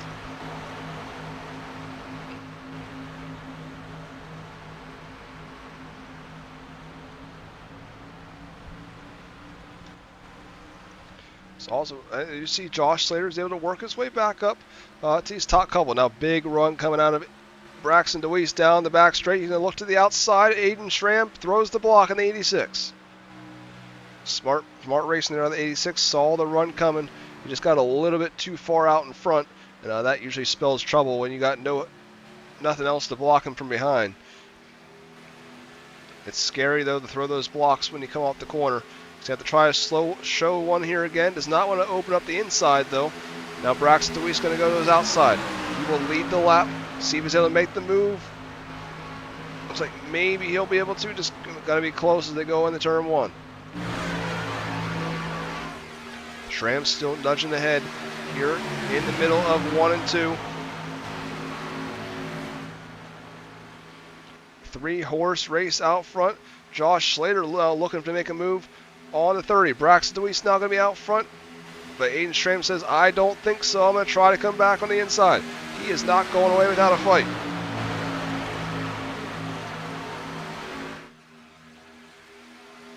This is classic Daytona racing here coming to the finish. 6 laps left when we get back to the line. Still side by side out front.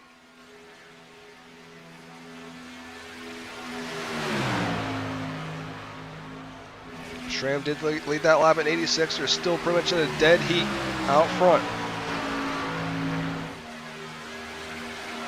Schramm nudging ahead here off of turn 2 once again, but see that top side momentum just a little bit too much for Braxton DeWeese. He pulls back ahead down the back straight. Going to be a little bit more side drafting. Got to be careful though to not want to get into one another. See though he does nudge himself ahead in the 86 once again. He's just trying to maintain it. They just can't seem to get away from one another.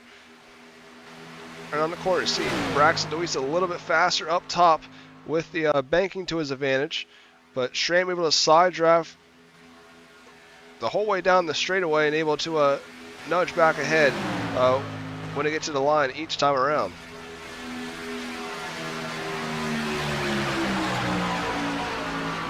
I feel like for Schramm to be able to clear him,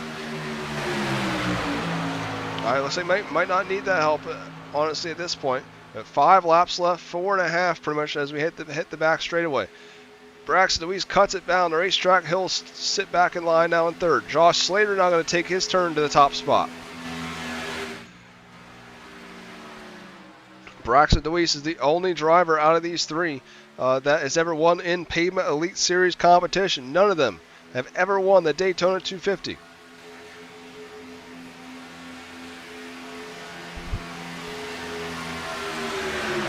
Josh Slater has never even won a Regal Promotions Esports event, so it'd be a major upset if Josh Slater was able to steal the win here in the closing laps as well.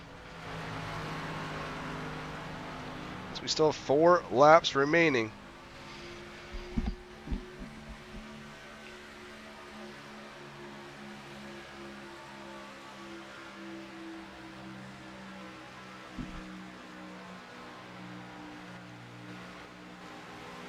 We're sort of getting tame out front once again, but I would expect it not to stay that way for very long.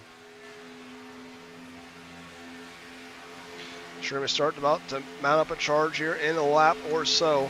We'll see another run at it.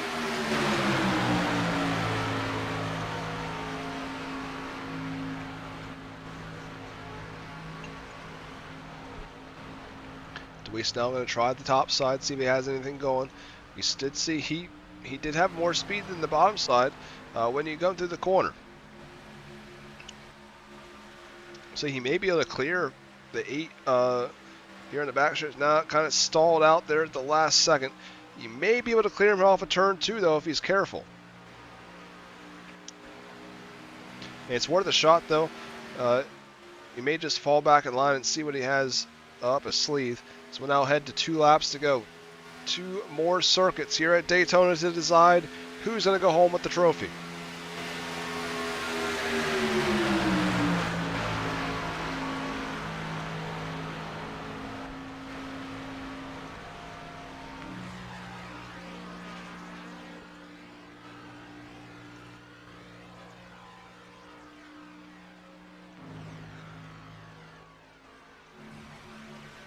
Down the back straightaway, looks like Slater thought about going to the outside, but he's still trying to be patient, see if he has anything here. Now going to give a push to Schramm. Of course, we saw earlier in the event, if you try to go a little bit, if you go a little too far out, big run can come from behind. Now we're going to see what Josh Slater can do here in the 30. Obviously, he's the front runner to make a move. He's got to make something, and him and Slater, I think Slater and DeWeese got to go together and see if they can work together on this one to make a move. And then they can decide it amongst themselves, but they're running out of time. They got to do something now and fast.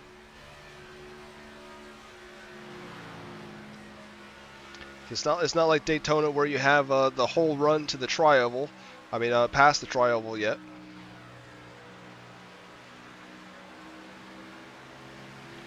No move yet out of the 30. Let's see if he pulls out a line here out of turn 4. Of course, Schramm goes down to block. Slater did the same thing. Aiden Schramm will win the 3rd annual Daytona 250 by admin box. Slater tried something there, just was not able to make any moves that he needed to. Do anything there, and obviously Braxton DeWeese with 3 drivers really to play with there, kind of needed help from either one of them to try to get back up there. But great win. Box score is going to say 1-1 for Aiden Schramm, but obviously we know the story, but watching the whole event, it was not that easy for the driver out of Gardner, Kansas. He picks up his first career Pavement Elite Series win and his first crown jewel in series history as well. He's taking home a 2nd trophy of 2026 with the league. Now he'll burn it down here on the front stretch. He called his shot last week that he was going to pick up the win, and he did just that. After 100 grueling laps here at Daytona, the champion has been decided.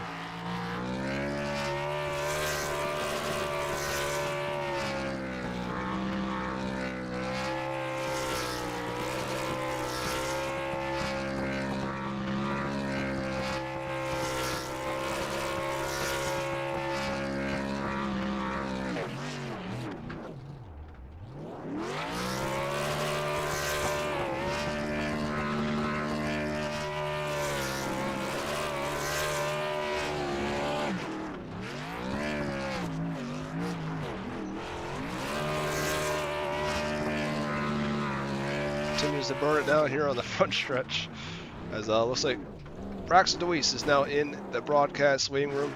We'll try to get one with him first.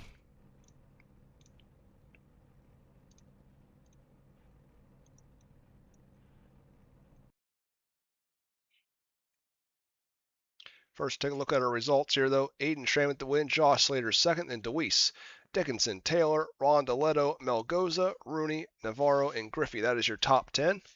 And 11th through 20th is Benning, Roya, Villagran, Henderson, Smith, Hoffman, Puckett, Brandon, Hinkle, and Kevin Goodall.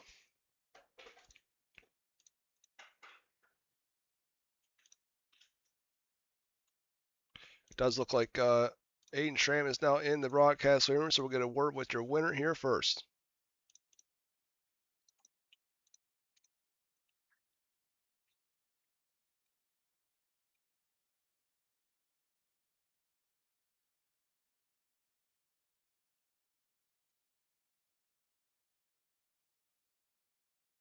Hey, Aiden, obviously called your shot here.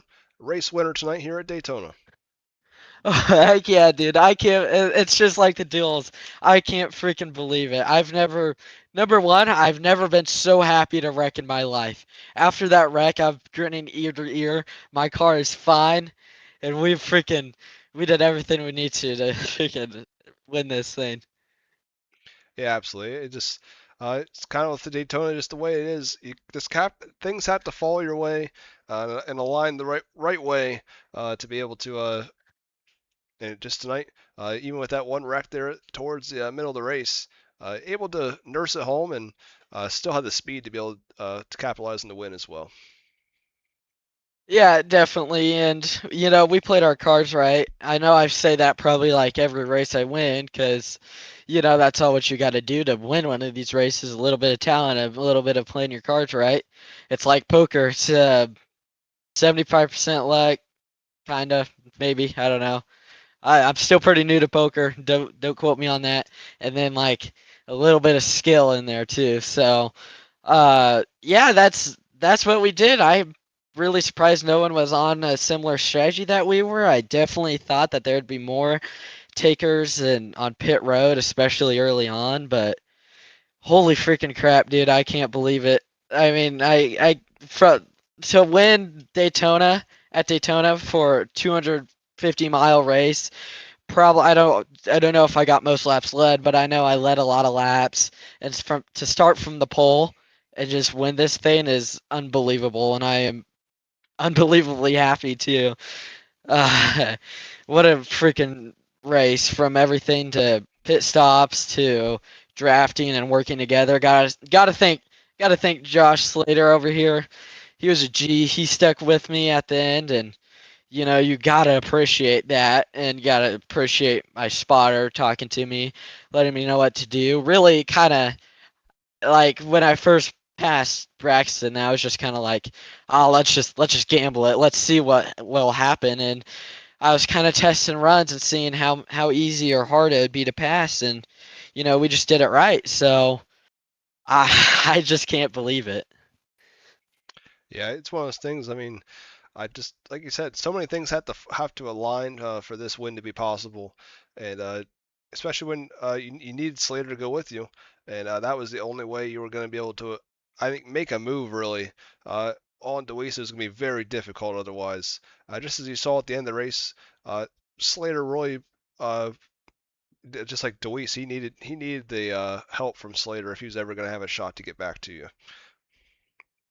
Yeah, it's crazy, and just in these cars too. Like I was saying, when I was testing the runs, we kind of did like some mock 2-lap shootouts or whatever with the 8 in front of us, and we were kind of, me and my spotter, we were like, all right, how good was this run? How good was this run? And then we kind of figured like, okay, it's going to be nearly impossible to freaking pass just in general on the last little bit. Like if I wanted to make a last lap pass on the outside or something, I would have to door slam him and side draft the living out of him in order to make it. So, yeah, I mean, it's kind of crazy because you don't really expect to make strategies out of a 3-car field, but we did it somehow, and ended up on top. We just kind of figured out how these cars operate and work, and that's going to be the main thing throughout this whole season. Is just like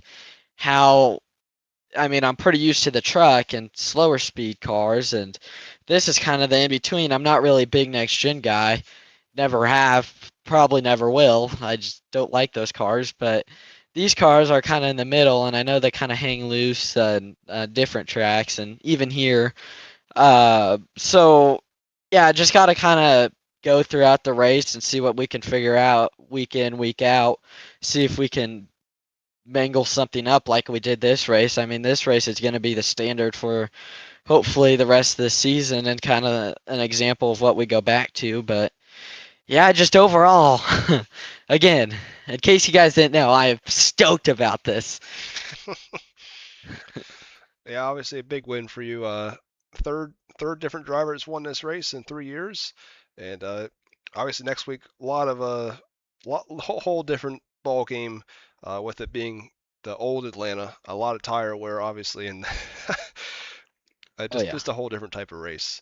But congrats on the win once again. And is there anyone you want to thank?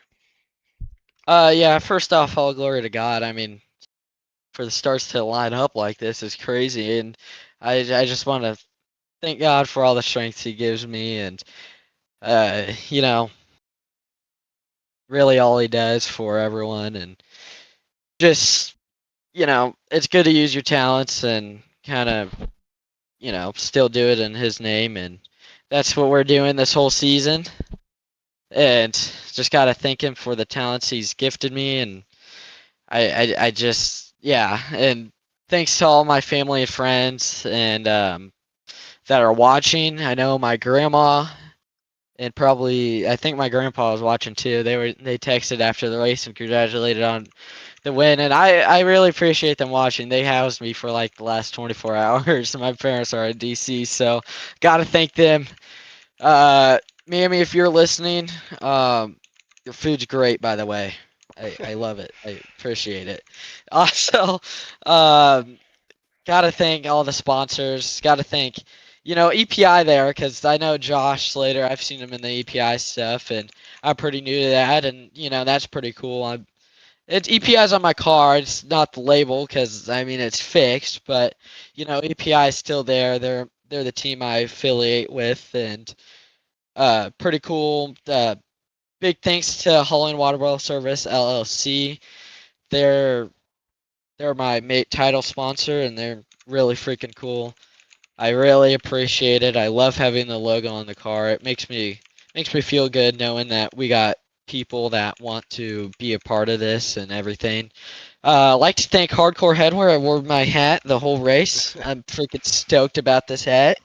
I don't think it's ever gonna come off my head until I'm rolling in a casket. So, go check out their hats. They're pretty cool.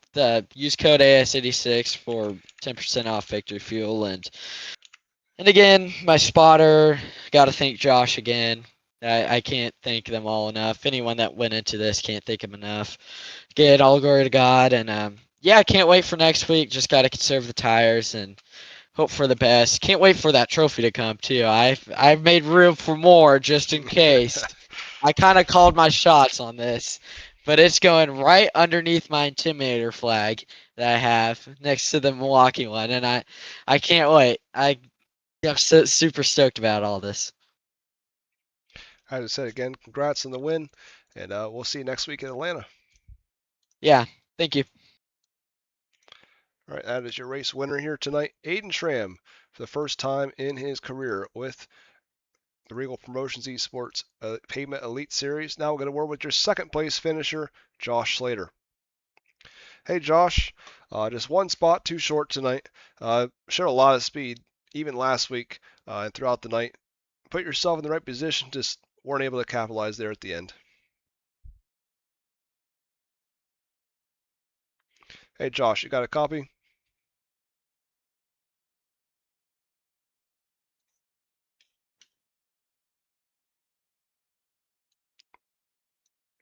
We'll come back to Josh and see, he does not seem to be answering right now. We'll go to Braxton DeWeese. Hey Braxton, you got a copy? I got you. Obviously need some help there at the end. Try to make anything going there, but obviously showed a lot of speed. I know you're just playing the long game towards the front of the race, just trying to stay out of trouble. Yeah, for sure. That was definitely the name of the game, considering all the cautions we had with the little field we had. There was majority of the time cars going all over the place, so you really just had to dodge them and just be prepared for whenever there was a wreck. So for the most part, we were able to do that to a pretty good job. That big wreck there at the end that caused a lot of the cars to go out there, end up getting 25 seconds. So I got rather on the lucky end there. I would have taken a little bit more damage there if we could have got a little bit more luck at the end. But for the 3 cars at the end, for 2 of them to just so happen to be EPI cars, to where they're obviously going to work together. I mean, I would do the same if I was in the same situation. It's a bad situation for me. It's just once you get in a situation where 2 cars are going to stay together and I only have 1 car, there's only so much you can side draft and be able to do something. So, yep, it is what it is. We try to do what we could, but there's, like I said, there's only so much you can do. Yeah, like when you only have 3 cars there, it's really tough to get anything to go together. I mean, you have to have the 2 cars work together, or at least be the second place car, which sadly you fell back to third in line. So that really, I felt like the only chance you had if you were second was to side draft the heck out of someone. But For sure. I felt like I was on the outside of Aiden there for a while and nothing was going to happen, If it was just me and him side by side, I think I could have potentially made something happen to where I could have backed off a little bit and got a little bit of a run. But, when you have a car that's behind you to at least be able to push just a little bit of the air onto the back of your car, it definitely helps. But, there's just all we can do is just try to learn for next time if we're in that situation and try to do better. yeah, at least no more plate tracks the rest of the season. So obviously, I just thought about Aiden with it. Whole different ball game next week when we go to Atlanta, and then we got Bristol after that. So both those tracks very much in the end of the spectrum. There were some pretty good tracks. I'm not too sure how the season's going to go. I usually run a league on Wednesday nights that I've been doing pretty well in. So I hate to be in a decision of the pick in between, but we'll see what we can do. I'll try to race the most of I can with both of them. But if this is my one and only start, I was really hoping to get that custom trophy. I haven't gotten a trophy from you, but there's always next time. So I appreciate it. All right, and of course we'll have another Mazda race coming up here soon. Of course, you won the one back in January. Then we got Yeah. Watkins Glen on May 7th. Sounds good. We'll try to schedule for that. I know you have a late model stock race going on Yep. at Irwindale coming up. Is it Sunday, I believe? Early Yeah. Sunday in the evening. That one will Yep. be we'll open at 7. I think 7:30 is when we'll do the race. All right, cool. I'm planning on doing that one. I'm gonna try to do 2 races that night with my usual league race. So you'll be seeing me for that one for sure. Absolutely. Congrats once again on the 3rd place tonight, and we'll hope to see you again soon. Appreciate it. I'd like to thank a few of my sponsors, especially Interstate 4, 3 Dips Ice Cream Shop. I've had a 3 Dips Ice Cream Shop on my car a bunch, and I'll have them on a car a bunch for the rest of the events that I'm in. So appreciate them, as well as Stake Time, Dewey Reservation, Superior Sim Racing. You can use the code BDR5 for 5% off over there in the checkout. Also, big shout out to Elevated TV, Ghost Train, Wooden Nickel Band, Evan Piano Designs, Our Pizza House in Winchester, Indiana, as well as serving pizza at the Winchester Speedway. And Beaver Contract for sponsoring the Legends and the Thunder Roadsters at Anderson Speedway. Big shout out to them, as well as everybody that tunes into not only my live stream that I had, but also the live stream that you put on as well. Looking forward to at least going back and looking at what we could try to do differently and see if there's anything we can do differently. But all in all, we were able to survive to the end and at least be on the podium talking to you. Yeah, absolutely. At least you can get a podium finish out of it. Congrats once again. Appreciate it, Andrew. Hopefully we're talking to you in the winter spot on Sunday. Yep, you too. All right, and lastly, we'll try to get a word with Josh Slater again, if we can get him to have a copy. Hey, Josh, you got a copy? I do, Andrew. Sorry about that. Oh, all good. Figured I'd just go to do Braxton first. But obviously, you guys worked together there at the end. Able to make something happen, just wasn't able to go your way. But still, can't be upset with the second place run. Had a lot of speed last week and this week. Yeah, I was not expecting to talk to you this evening at all, to be honest. Yeah, I mean, I mean, even last week you led. I mean, I think you led almost all the laps in the duel. Just Schramm was able to get you there at the end, and you continued to impress me week after week. When it came to the Ignition Series, it felt like you kept getting better. I know you don't have a lot of experience, especially when it comes to the oval side of things. Yeah, I don't. I do spend a lot of time practicing. I do set up a lot of the AI races and stuff. I'm learning, just like I'm learning on the dirt side still also. But the bigger tracks like Daytona, the drafting tracks, I feel like I kind of favor. I just try to be as patient as I can and try to stay out of the craziness that can happen on some of those drafting tracks. Yeah, absolutely. I know you finished, I think, top 5 at Talladega when we went there, and yeah, I surprised. I actually my one and only league win in my own league actually came at Talladega last year, so I'm right there with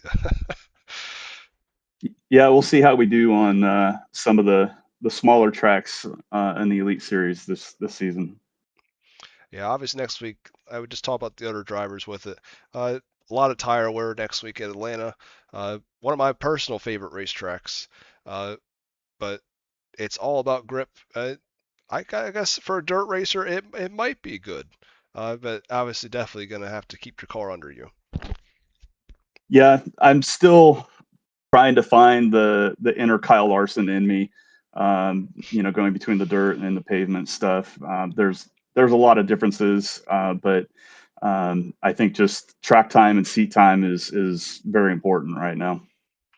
Yeah, absolutely. The more races you can have, no matter what car it is, the better it'll be, and the faster you'll be between each. I feel like you can always learn something, no matter what division it is, and obviously you're going in the right direction. Yeah, I appreciate it. Thank you. And is there anyone you want to thank before I let you go? Well, I definitely EPI and the boys over there. I know this was a fixed set, but I do get a lot of help. I ask a lot of questions, and of course, I want to thank my wife for allowing me to do all the things I do with this. You always got to thank the wife, that's for sure. Yes, sir. Well, I appreciate you running with us as always, and we'll see you this week. Thanks, Andrew. I appreciate it. Yep, you too. All right, that is your second place runner here tonight, Josh Slater. And with that, that is going to do it for us here on the channel with Reigel Promotions Esports. It was a grueling race here tonight, to say the least, with only a couple handful of cars finishing the race. It'd be a whole different race next week when we head to the Atlanta Motor Speedway, the 2008 layout. A lot of worn tires, multi-lane racing. More typically what you see and what you will see to come here for the rest of the season with the RPES Gaming Pavement Elite Series. Appreciate each and every one of you for tuning in to the third annual RPES Daytona 250 by Admin Box. Of course, this event will return in 2027, and thank you all for tuning in, and we'll see you on Sunday for the Demolition